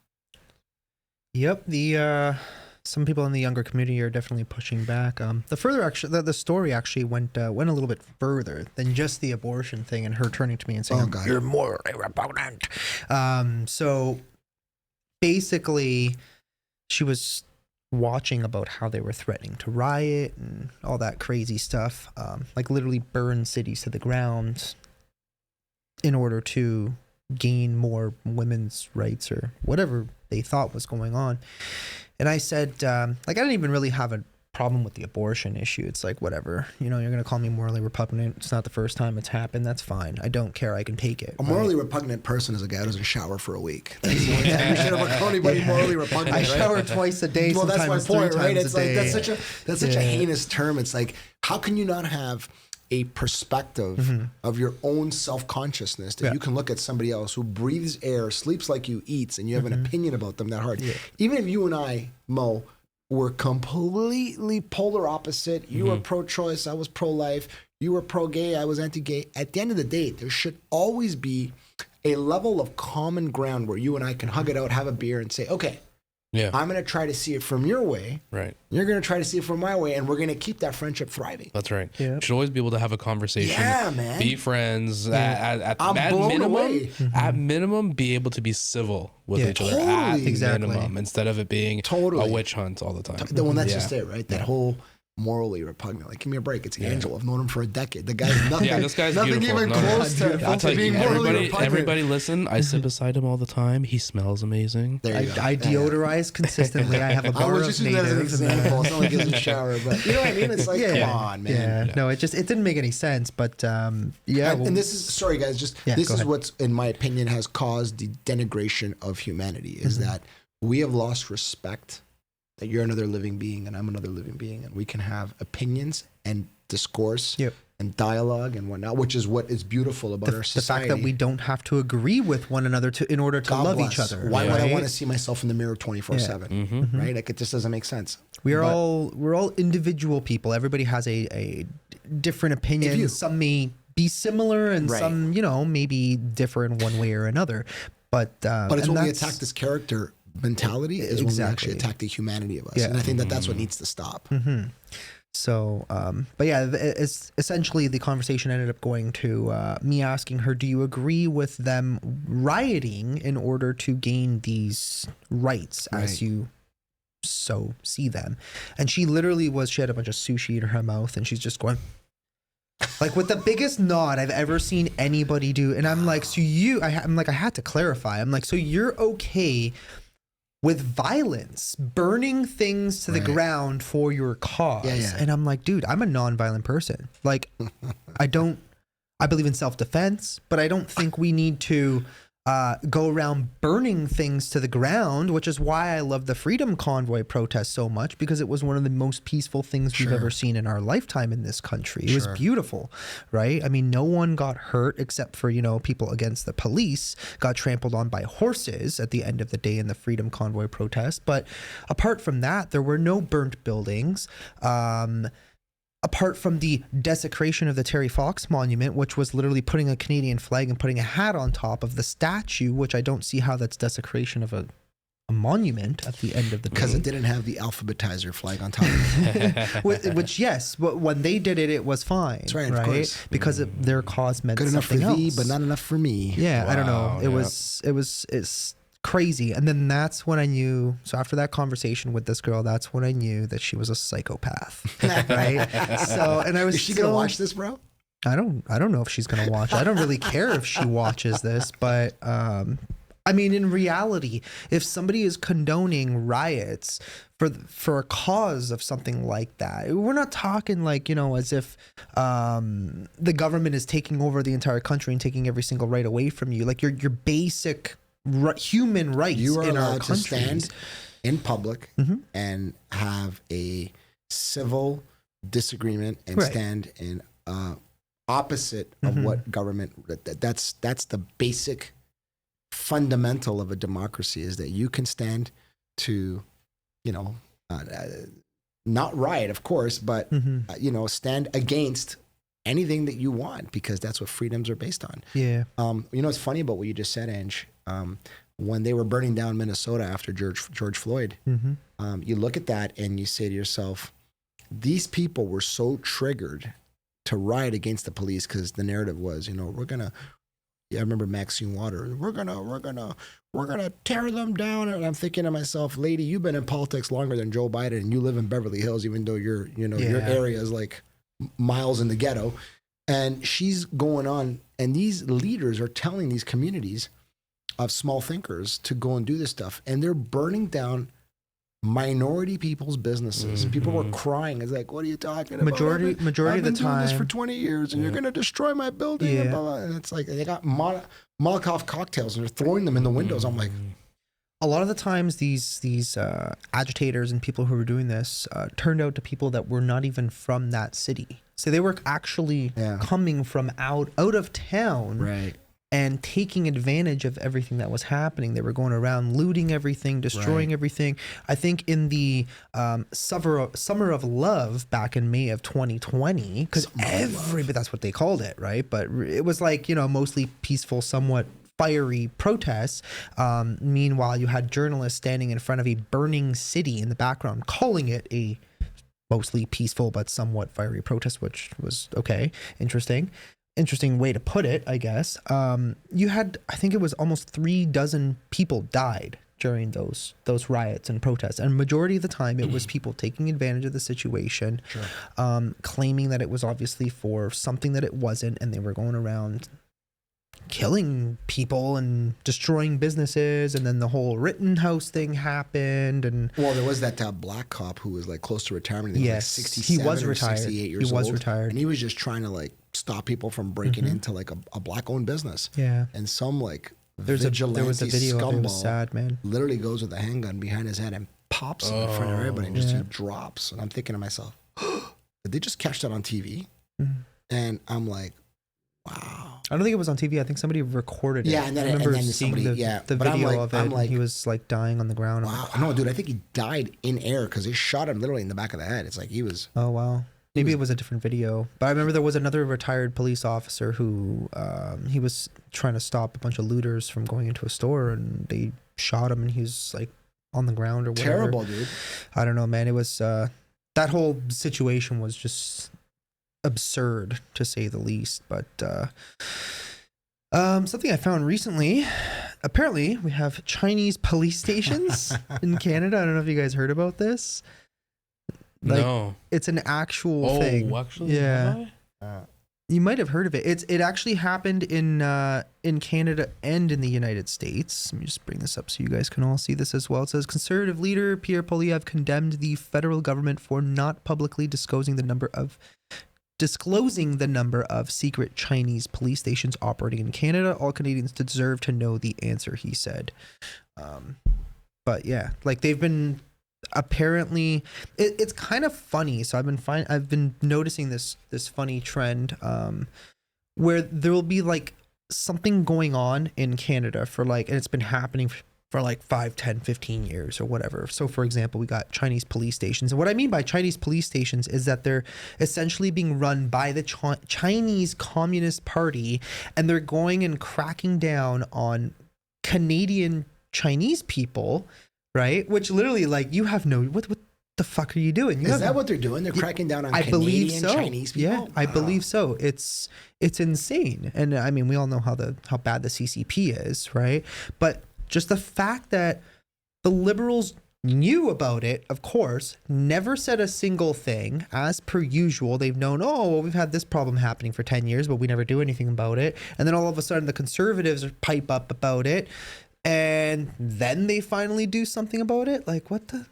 Well, I think if we've learned anything based on Poilievre's, battles with Trudeau, he's probably like, just answer the question, Mr. Prime Minister. Mm-hmm. Just a question. We just need an answer. Just a question. He obviously can never. That guy in the 8 years he's been in power, and correct me if I'm wrong, can never answer a question straight on with truth. He deviates, he dances, he prances and whatnot. But I just find it funny that in the 10 years... He's a very good politician, is what I'd call him. He's excellent. Very polished. Very polished. Very much. He's got nice hair, right? But in socks. In socks, yes. But in the 8 years that he's been leading this country into the ground, he's done nothing. Like, I'm still waiting for the budget to balance itself. Remember that? It's back coming. in 2015? It's coming. And the budget will balance itself. Yeah. Okay. I'm waiting for that, buddy. Yeah, it's going to be a long time before somehow it magically balances itself. It's gotten completely worse, but there is somebody who's been popping up on the scene recently. His name is Robert F. Kennedy Jr. You've been kind of paying attention to that guy? I have, yeah. Yeah, what's your opinion? I don't know on enough about him to have an opinion about him. I'd like to believe that he is on the side of truth and freedom. Okay. If he's anything like his, lineage of dad and uncle, I'm going to say that he's probably got some moral fiber and some values. I do think that he is running for Democratic primaries. He's actually polling really well. Yeah. He's actually he's behind Biden. And I think, I don't even know. He doesn't toe the line like the typical establishment. I hope not. He's very much like his father. Are you familiar with RFK? No, if you could fill me in. Okay, so RFK Jr. is the son of Bobby Kennedy. No, he's not. He's the son of Robert Kennedy. Yeah, Bobby. They called him Bobby. Oh, I'm sorry. I was thinking of Jack Kennedy, which is John Kennedy. I apologize. Kennedy, yeah, so he was Bobby, John F. Kennedy's nephew, essentially. And his policies are very, very similar. I'd say, like to his father and his uncles, and I kind of like that. Like he's very libertarian minded. He's very much for the people. The nice thing is that he's also very much an environmentalist, right? Which I kind of agree with. I don't think we should be polluting the environment or letting companies get away with stuff like that. But that's just in my, I guess, my moral fibers that I think it's wrong, right? But yeah, I don't know. I kind of like him. He does have a speech impediment, which to me is not much of a problem. But when you're looking at polished politicians, it may obviously come up. They may use that against him because he has like a sort of like a, I don't even know how to describe it. It's like his voice vibrates, right? It's I don't know what it's called, but yeah, I've been listening to him a lot more lately, and it's cool too because he's kind of like us, where it's like even if we disagree on something, we'll still talk about it, right? So he'll go to somebody who's like more conservative than he is, like Jordan Peterson, and actually be on his show and have a conversation and talk about things. And they may not agree on everything at the same time, but in terms of being a Democrat and showing my support to somebody would probably be somebody like that, way over Biden. Biden is just, like you said, he's typical establishment. He's been around for so long, and it's just nothing's ever going to change with a guy like that, right? So, but yeah. He actually recently posted something. This was actually pretty interesting. This goes to our topic from before. I think it was this one. It was Mark Zuckerberg says it was challenging to censor COVID misinformation. Let me bring this up on the screen here. There we go. So Mark Zuckerberg says it was challenging to censor COVID misinformation because the scientific establishment was frequently wrong, which ultimately undermined public trust. In quotes. Surprise. I know, right? Isn't that like... That's actually big of him to admit that. Exactly. And it's actually on video too. Just take some of the stuff around COVID earlier in the pandemic where there were real health implications, but there hadn't been time to fully vet a bunch of scientific assumptions. Unfortunately, I think a lot of the kind of establishment on that kind of waffled on a bunch of facts and asked a bunch of things to be censored that in retrospect ended up being more debatable or true. That stuff is really tough, right? It really undermines trust. Really? You think? You know, it's funny, right? In the beginning of COVID, everything was trust the science. And then most of us were like, trust the silenced. And now the silence is starting to surface up and seeing it. And now these guys are backpedaling, not admitting that they're wrong, but kind of like saying, hey, Ange, so we might have not been 100% here, but you know, you guys are good guys. You'll forgive us, right? Let's just move on from this. And my whole thing is, well, who's going to hold the accountability candle to all this? The amount of torment, the amount of detriment, the amount of fear, the amount of sickness, the amount of, you know, gaslighting, the amount of behavior that was done to people that didn't think like you. Who's going to keep accountable to make sure that there's real retributions paid to people that lost their businesses and their jobs and, you know, things that, you know, you can go to Walmart and shop, right? But Johnny's Pizza, you get the cooties if you were close to somebody. Yep. There goes my wine. I love it. We're having too much of a good time here, folks. Exactly. But the reality is, we're living in a time where I believe more than anything that life, we need to stand up for what's right. And I think we need to stand up not only for what's right, but also to keep things accountable. Because if there's no accountability, there's essentially a free reign, a free for all. You can't have a debate. You can't have an opinion. Not at all. It's and that's kind of where we're heading, right? So we're heading to a point where, in reality, people just refuse to have conversations, whether that might be for, you know, one reason or another, whether it's out of fear, they want to avoid an argument, you know, they don't want to feel like they're controversial. And I feel like that's part of it. People are being told to be afraid to speak out about something that they believe in. And in case you guys are wondering what the hell just happened, I had half a glass of wine and I I didn't even know we're was- having a wine party, and I was invited. Yeah. Accidentally spilled it all Yeah, over the so- sound equipment, and I'm working on that right now. Oh, this is the video coming actually. Yeah, exactly. So we're just in the midst of kind of cleaning it up at the moment. But yeah, that's pretty much where we're at. Like it's, do you think things are improving, or do you think they're kind of staying the same? I think that, and again, I could be wrong, but I just have this sense, this feeling that people are starting to see that they've been heavily deceived. Mm-hmm. And when I say that, I put myself in that grouping as well, because even though I may have been awake in certain topics, I was probably asleep in other topics. Not because I was purposefully trying to be asleep, but just because we're all willfully ignorant. There's just so much going on in society all the time that you can't just be abreast of everything. Like there's just a lot, right?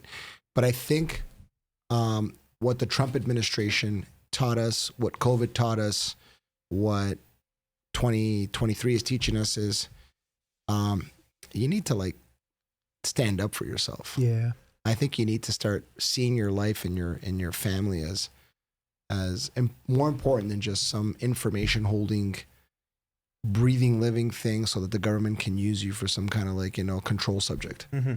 And I think what I do see is a lot more people are standing up and just speaking up, which is a good thing. Yes. Whether you, like I always tell people all the time, whether you believe what I say or don't believe what I say is not a concern to me. I don't care.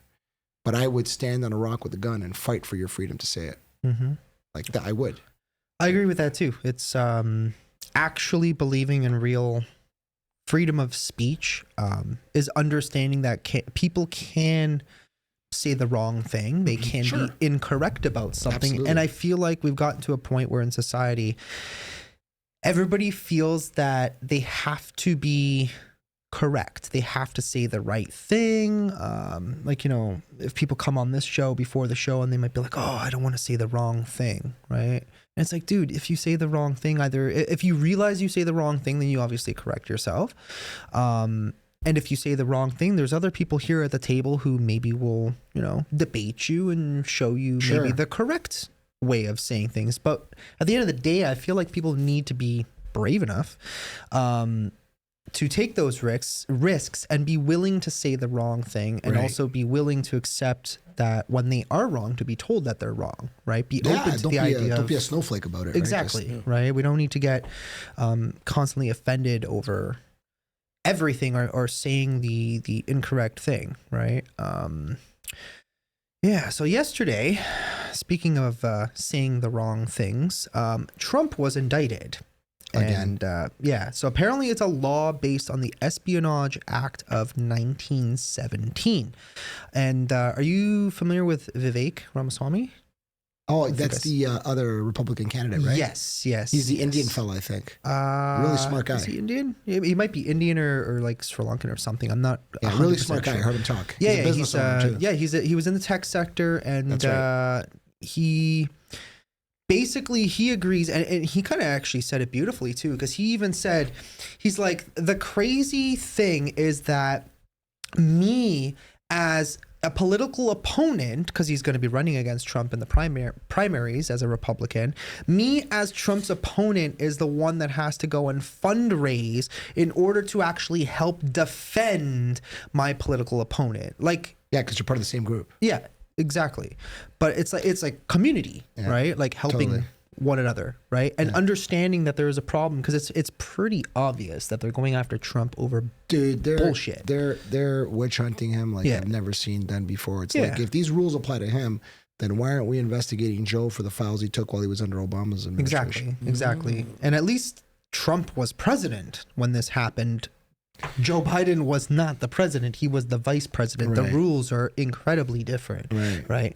Meanwhile, we're seeing one who has to show up to a federal court and the other one's, being put to bed early in the White House. Right. So it's just, it's crazy. It's like despicable how hard they're going, like with the rule of law, they're going after. Buddy, they're trying to throw the book at him. Exactly. Right. And it's like, it's over the stupidest things every time. It's always the dumbest thing.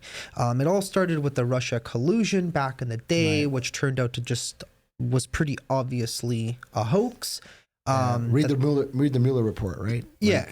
You know, you had basically a Democrat outline everything that Trump did not do, and yet still he colluded. Yeah. Come on. Yeah. Meanwhile, Quid Pro Joe is you know, him and his son are like, who knows what interests are going on with you know, the Ukraine and Zelensky. I don't know, man. Yeah. For me, the whole war in Russia is just ridiculous. From both perspectives. The way I look at it, I feel like it's always like everybody's argument is like, which side are you picking? Either you're, you know, supporting Ukraine and you're got Ukrainian stickers on your car, or you're a Russian sympathizer. And it's like, dude, I'm neither. I would just like, they're both idiots. Putin's an idiot. Zelensky's an idiot. Joe Biden is the idiot of all idiots, supporting the idiots. And then you got the idiots in Europe who are supporting the whole entire group of idiots, telling everybody to do idiotic things. And that's my rant about idiots, right?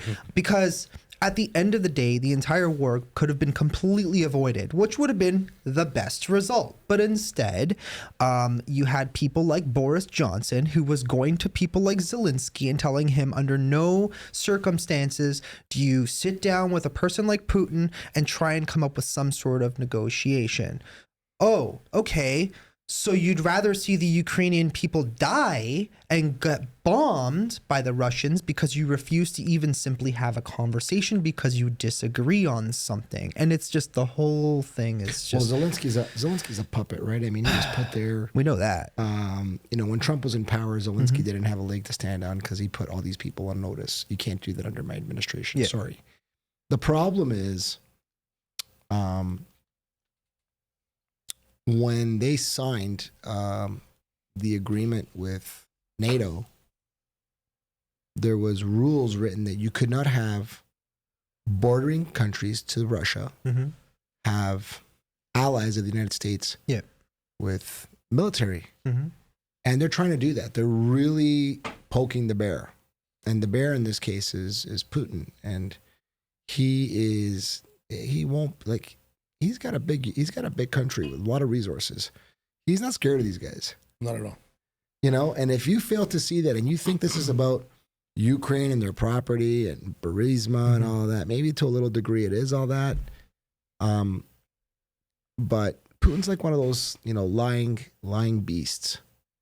If they're lying, just leave them alone. Yeah. Don't poke the bear. Don't go agitate, right?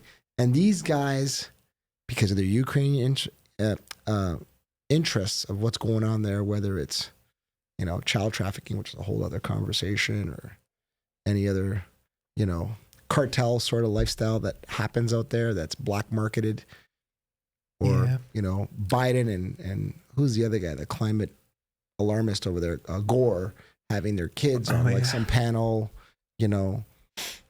But everything's, you know, the orange man's fault, even though he hasn't been in power in 3 years. Right? That's what blows my mind.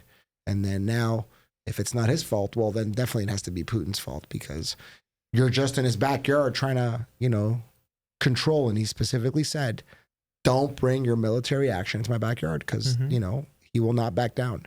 So when we were kids, we were taught that communist Russia, Soviet Union was bad, America was good. Well, communism in the Russian circle has been dead for over 30 years. Yet, these guys are still treating them like they're some kind of like Joe Stalin, you know, sympathizers, and it's, you know, 1920. And they couldn't be furthermore from the truth. I mean, Russia, Putin, up until 2 years ago, was, you know, part of it was the G8. They were all buddies. And all of a sudden there was like this communication breakdown. Well, this communication breakdown because when you got incompetence in one political party, like the White House, running things because of personal interests, this is what you have. That's my rant. Yeah, I mean, Putin is, I mean, the dude is fucked up at the end of the day. He's no, 100%, dude. You don't want to mess with a crazy dude. And that's the thing. He's a lunatic in his own right. Because there's a lot of things politically that he does in his own country that I never would agree with. And I think most people here would agree with that, right? Like the way he targets. But if we're gonna start picking what he does in his country, let's start asking why Saudi Arabia has a seat on the UN for, like, you know, human rights. Yeah. You know what I mean? It doesn't make any sense. None of it makes sense, right? So it's, I mean, we all know what it's for. It's for obviously for economic reasons because everybody's got to get paid out. Paid, exactly. I was just about to say it. You said it before I did. So, yeah, that is what it is. There was this one. This popped up in my feed, and I was just like, "How is this still happening?" So there's a lady. I saw this. Sheila Lewis. Sheila Lewis from Alberta, Canada is being denied life-saving organ transplant because she won't take the COVID vaccine, even though she has natural immunity from getting COVID twice. And there's like a whole, obviously, video about it. But how the hell is this still happening? At this point, it's been like, what, 3 years now? More than 3 years, basically. We've just passed the 3-year mark. How are we still convinced that we cannot allow somebody, so the person is really sick, they're going to die if they don't get whatever transplant they need. They've gotten COVID twice, so the odds are they're probably not going to die. Right. In reality, we know the vaccines do not stop transmission. And haven't they stopped pushing the vaccines now? I know you can still get them, but I haven't seen a single ad for them in like, I don't know how long. Well, I haven't been pushed by a doctor in how long? I don't understand. I don't know. Go to the United States, you'll see lots of. So it's still going hard there. Yeah. Well, I mean, so if you listen on a radio, I find. I mean, maybe not so as much anymore, but earlier because I spent a lot of time there. I was constantly driving around, constantly listening to the radio, and a lot of the time you would hear. Sponsored by Pfizer BioNTech or whatever. It was like every second thing was sponsored by Pfizer BioNTech. So they are still definitely promoting. It's not as much because I think majority of people just don't care. I mean, like Justin Trudeau says, 57% of Canadians are far right, right? So, I mean, obviously, if you're far right, you don't take vaccines because you're racist.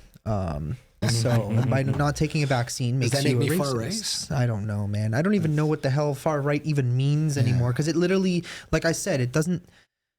Words have lost all meaning at this point in reality. It's not what it used to be. We used to know what certain words back in when we went to school with like.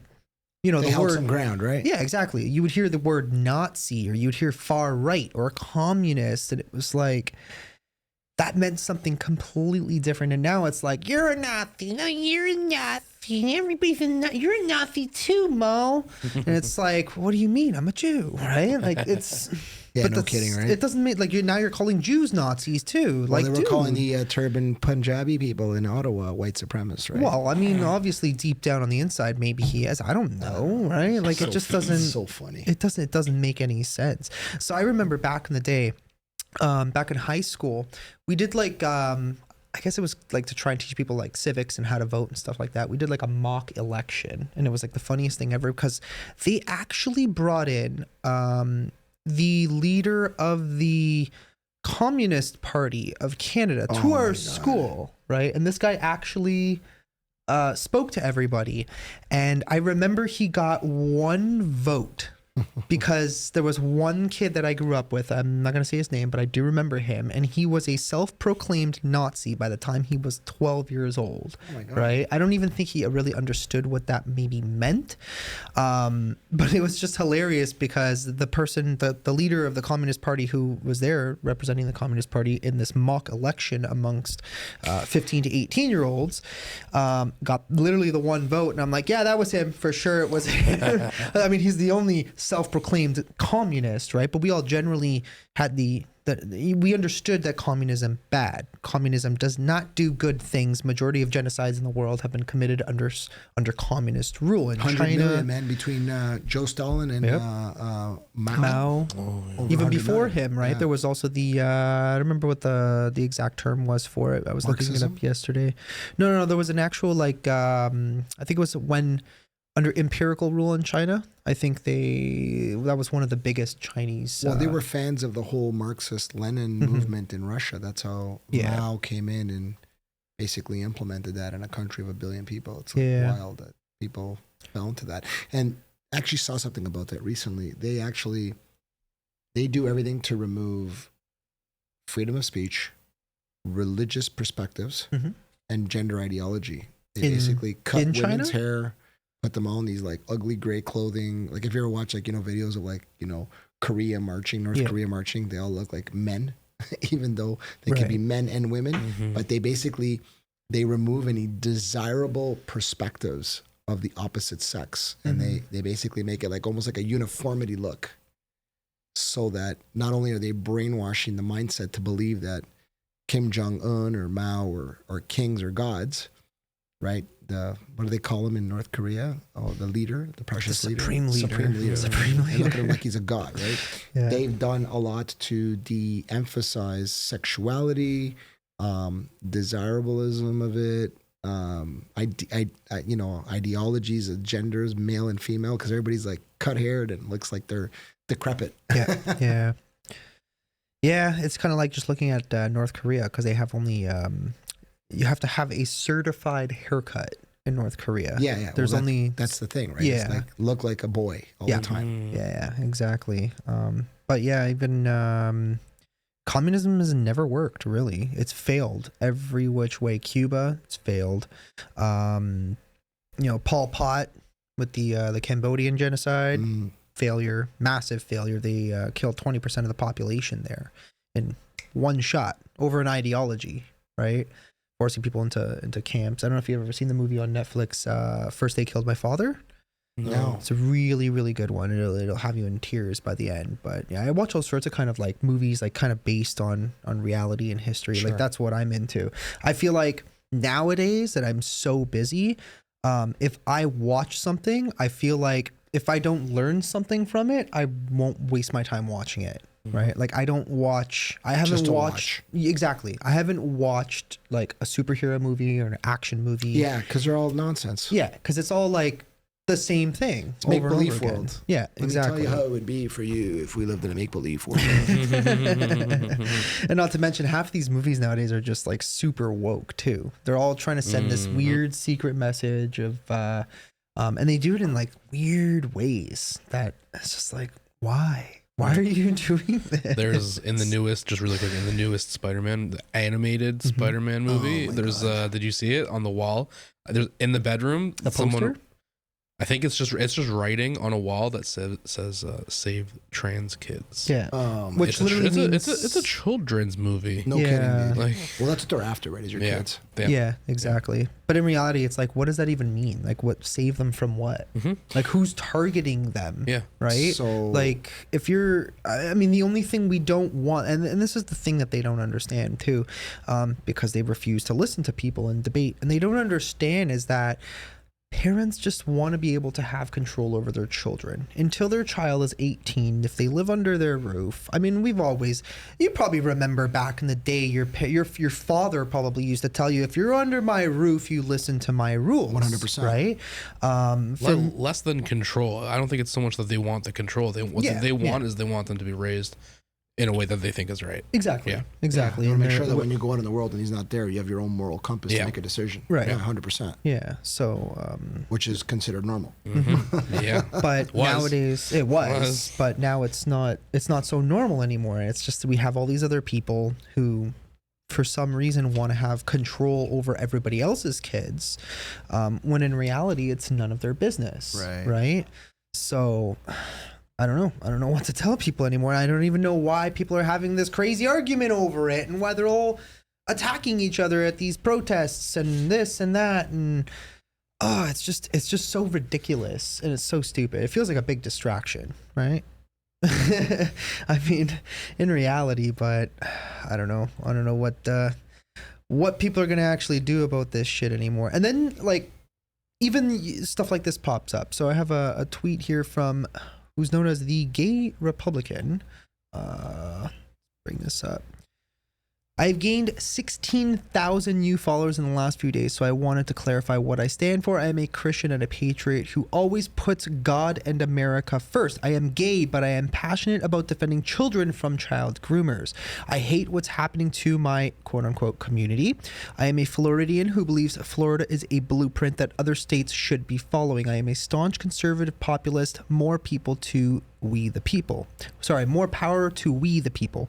I believe as government expands, freedom shrinks. For this reason, I will always be for small government. Could not agree more. I agree. I hope you share these values, and I thank you for your follow and support. Now let's get back to saving our country. And it's like a lot of people, I'm noticing that they want nothing to do with any of this crap that's going on. A lot of what I'm talking about is specifically gay people and actual real trans people.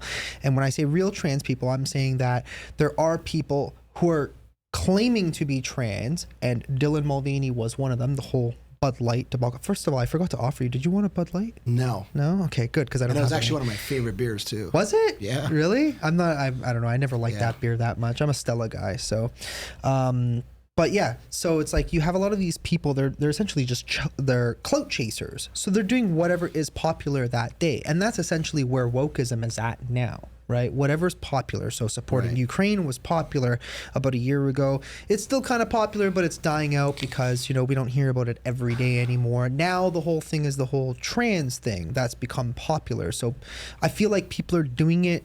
They're faking it. They're not even doing it. Yeah. And it's hurting the actual people who do 100% believe in Sure. what it is that they're doing as their transition, right? For whatever reason that might be, right? And it's like, then you have a lot of gay people who are literally saying the same thing. They're like, I don't like this. I don't like that. Why are you just leave the kids alone? That's all people are arguing about. They're just saying, leave the kids alone. Let the parents be able to raise their own children, right? Like, I don't want, when I have children one day, I don't want the government raising my children for me. I want to raise them myself with, be able to instill my beliefs. Part of the problem, I think, Angelo, sorry to interrupt you. Yeah, go ahead. Part of the problem, I think, is we've taken what may have been 2% of the population and we've now pushed it as it's 90% of the truth. Yeah. And I'm not here to debate who you love to sleep with or what you do behind closed doors. Exactly. I mean, if we had straight Pride Month, like, can you imagine if we went to school and you spoke about what you and your wife do in the bedroom in front of little kids? Right. They'd call the cops and throw your And kids that's the other thing. immediately. Mm-hmm. Immediately. So why is it okay just because you paint up like a clown and you want to go do it and circus show yourself like you're that? Yeah. There's actually a lot of sites. There's Gays Against Groomers on Instagram that are very big. Stop taking what I fought for, equality, and bringing it to the next level of this debauchery. Like, you know what I mean? Fighting for a non-existent right that literally just makes no sense at the end of the day. Well, right? it's this whole push, the equity, because, equity of outcome. There's no such thing as equity of outcome. Yeah. There's equality in people, and we all strive in a free, open market to do the best that we can to bring our families forward in life, however you see family as. And outside of that, it's really nobody's business. And judge someone based on the content of their character, not the color of their skin. Right. Martin Luther King Jr., Yeah, right? absolutely. So I think we've gone to a stage where it's just become like, it's an absolute joke. You can't, like, even the fact that this guy is called the gay Republican, why not just be the Republican? You know what I mean? Like, and this is part of the problem, even in these people's journeys to try to correct that. Hey, there's people like us, and I get it. There are a lot of people that are like, these guys are whacked, right? It's this whole pushing of this narrative of, oh, look, I'm like this, but I'm like that. Well, why don't you just be like just you? Yeah. Like, why can't you just be Mo or Sebastian or Angelo? Yeah. It's and that's the thing too. It's like they're crazy over sexuality, and they're almost acting like it's a religion. Yeah, or that's something. what And they're doing, right? They're at the altar of this. Yeah, exactly. And to point out like what you said about the Pride Month festivals, I actually went to one a long time ago. So back when I was in early high school, for some reason I used to hang out with mostly girls, and they wanted to go to the Pride thing downtown Toronto, so I went. I didn't really know what to expect. We get there, and most of them were, they were decent. Pretty of civil. course. It's pretty civil. Yeah, exactly. You just had normal people, like, just walking down, holding hands. They had their signs, they had their clothes, and whatever. Everybody just did their thing. But then there was a whole group of men who were basically in, as I would describe, kink, right? Like a sort of like a bondage. Like an S&M kind of thing. Yes, and no bottoms, right? Now there were children everywhere. We were children. That's the thing. Yeah. We were literally You were children. under that 19 or 18-year-old mark, right? Dude, we were probably 15 at the time, 15, 16 years old, seeing these old naked men with nothing on for the most part, wearing, you know, what happens in people's secret rooms outside in the middle of the road. And it's like, and then there was people complaining about it too, like after the fact, obviously, right? Because, you know, you had a bunch of little kids around and we were children there too. And like, I didn't expect that. I didn't know that that's what was coming, right? Had I known that was coming, I probably would have been like, you know what? I don't want to see that, right? I probably shouldn't see that. First of all, I'm a minor, right? And it's like all the cops were standing around and then nobody was doing anything about it. And I was just like, okay. And it just kind of made you feel uncomfortable because the other stuff was fun, right? Like, you know, the other people that were part of the other parades, like they were just on floats and they were shooting us with, you know, water guns and shit. I mean, the water guns some of them had lube in them, but so gross. Yeah, they were like, majority of it was like, you know, it was civil, like you had said, and it was, you know, they were all wearing clothing and it wasn't provocative or sexual, or at least it didn't feel that way. It just felt like they were happy to be there and happy to express themselves, which was fine until that section of the parade came along and it was just like all these old men just kind of like walking down, didn't give a fuck. And it was like, dude, there's literally children around. Like that's the part that people have a problem with. And it's just like, enough's enough. Like they gotta, you know, get back behind the line a little bit, right? We got to compromise somehow. You can't just, they just keep trying to take it further and further. Now you're seeing videos of them literally in front of children committing these provocative acts. And it's like, dude, like we don't show our kids porn. So why are we letting them see this out in public? Right. Right. And if they're trying to argue, oh, well, it's part of the parade. It's like, okay, so if I just happen to go shopping that day and I'm with a 3-year-old child and, you know, we're going in and out of stores and the parade happens to be going by, then my 3-year-old has to witness this. They got to subject to that. Yeah, for sure. I mean, I wouldn't take a child to a nude beach. Right? Mind you, when you go to a nude beach, there's a sign that warns you it's a nude beach, right? You may or may not witness nude people here, right? So, I don't know. I feel debauchery, man. It is at its highest level. It's gotten insane. But well, that's the they always say that anytime tolerance kicks in, sexual depravity is usually the first thing that starts to show up. Right? I was hearing a pastor say that on TikTok. He was saying, when we start applauding tolerance as the new standard, shortly after that, sexual depravity comes in and all these other fallingnesses happen. Yeah. Well, with everything that happens, you have to start tolerating it more and more and more, right? And just kind of allowing it to happen. Right. And the line and the goalposts get pushed. And exactly. Pushed and pushed, right? Exactly. It just keeps changing over and over and over again. It was the same thing with COVID. Right? When COVID first started, first it was 2 weeks to slow the spread, then it was another 2 weeks, then it was 2 months, and then it was, what the fuck is this? So then the next thing it was crash land day 673 of flatten the curve. Right. Just a few more days, guys. Just 2 more weeks, and then you know, eventually, Then it's just get everyone vaccinated. Yeah. That'll solve it. Then the efficacy of it is not 100%. Yeah. And then the vaxxed are more than the unvaxxed. But first it was the 10% of people who didn't want to get vaxxed, they're the problem, right? They're obviously the issue, even though the 90% of people who are vaxxed are still getting the virus and still transmitting the virus amongst one another, because that makes a lot of sense. But keep blaming the people who decided not to take a lot of this could have been solved, guys, if good people spoke up. Yeah, absolutely. And that's what I found. I found a lot of people, they didn't want to talk, right? Yeah, they didn't want to say anything. They want to brush it under the carpet. Exactly. Oh, it'll go away on its own. And I'm like, bro, this is a Pavlov's dog. But also self-preservation.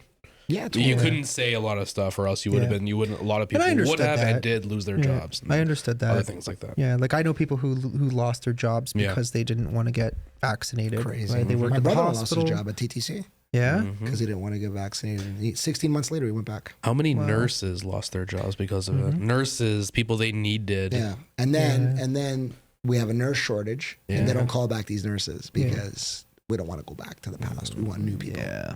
It's a bunch of. I blame of Ford crap. for a lot of this. I mean, he didn't really stand up and do what he should have did. He was not a true conservative by any stretch of the imagination. And I'll never forget that either. At the end of the day, I'll never forget what he did, the things that he said. And a lot of people they quickly forget because everything just there's ended. no accountability, right? Yeah, exactly. So I'll never forget him telling people that they must have something wrong with their head because they wanted to go to a car meet. I don't know if you guys remember that. Yeah, He literally said, people, I think you need to get your head checked. There must be something wrong with you. You need an MRI or something like that. I remember that. Right? That was like early on. I think it was in the summertime of 2020. Yeah. And I'm like, excuse me? I'm like, okay, so first of all, being outside and enjoying fresh air and sunlight would probably be the safest possible thing you can do, regardless of whether people are around or not. But who the hell are you to, like, no offense, dude, but like, you're what, 450 pounds? Clearly, health is not exactly your strong suit. So why am I going to take my health advice from you? Right. No offense. I got nothing, against people who might be overweight and unhealthy, but like, that's the reality of it, right? I can't not accept your advice. Right. And then you're going to go around and tell people that they have something wrong with their head. Yep. Right. Like I don't know. I just saw that as because that's what we do, man. If we don't agree Mm-hmm. and we're part of the majority, we gaslight and we make sure that we make you feel really small. Right. Yeah. So that you then just fold. Exactly. Well, we could probably go on for hours tonight. But yeah, I think we're going to end it off here because this has been. Well, this wasn't as scary as I thought it would have been. No? Why did you think this was going to be scary at first? Just, sometimes you go into these environments and you're thinking, wonder what questions they're going to ask. And I actually felt really comfortable. I think the glass of wine even helped it. Oh, yeah, for sure. I mean, I lost half a glass of wine on my equipment here, but we'll clean it up in a few minutes. Hey, it wouldn't have been what it was without the glass. I mean, I still got the rest here, so. There you go. I can't waste it all. The cab was good, actually. Thank you. Yeah, it was nice. We enjoyed some California wine. What do we have? Josh Legacy Cabernet Sauvignon. It's actually good stuff. California. Honestly, dude, Josh is like probably one of the best wines that I found lately. I like go to the keg sometimes, and I like the Biscay, which is a Malbec from Argentina. That's organic, gluten free. Really good wine. Cool. Nice. Yeah, you could probably get it at the LCBO and And stuff. I think Moshi's just drinking water. So Yeah. Tonight we're sponsored by water. No, but it was fun, guys. I appreciate you guys having me on. Yeah. Well, Thank you very much for coming. Definitely, 100%. But yeah, that's pretty much it for tonight. Hope you guys enjoyed this wild conversation about the truth and everything that's been going on. We'll probably have Sebastian on in the future as well, whenever he wants to come out. Yeah, He's I actually more got than a couple of welcome. good ideas that we can do on the next session that I think you guys would appreciate. We'll Sounds save good. it till after. Yeah, So, absolutely. The element of you, man. surprise is always better. But yeah, smash that like button, subscribe, turn notifications on, and we will see you guys in the next episode. Love you. Ciao. Thank you.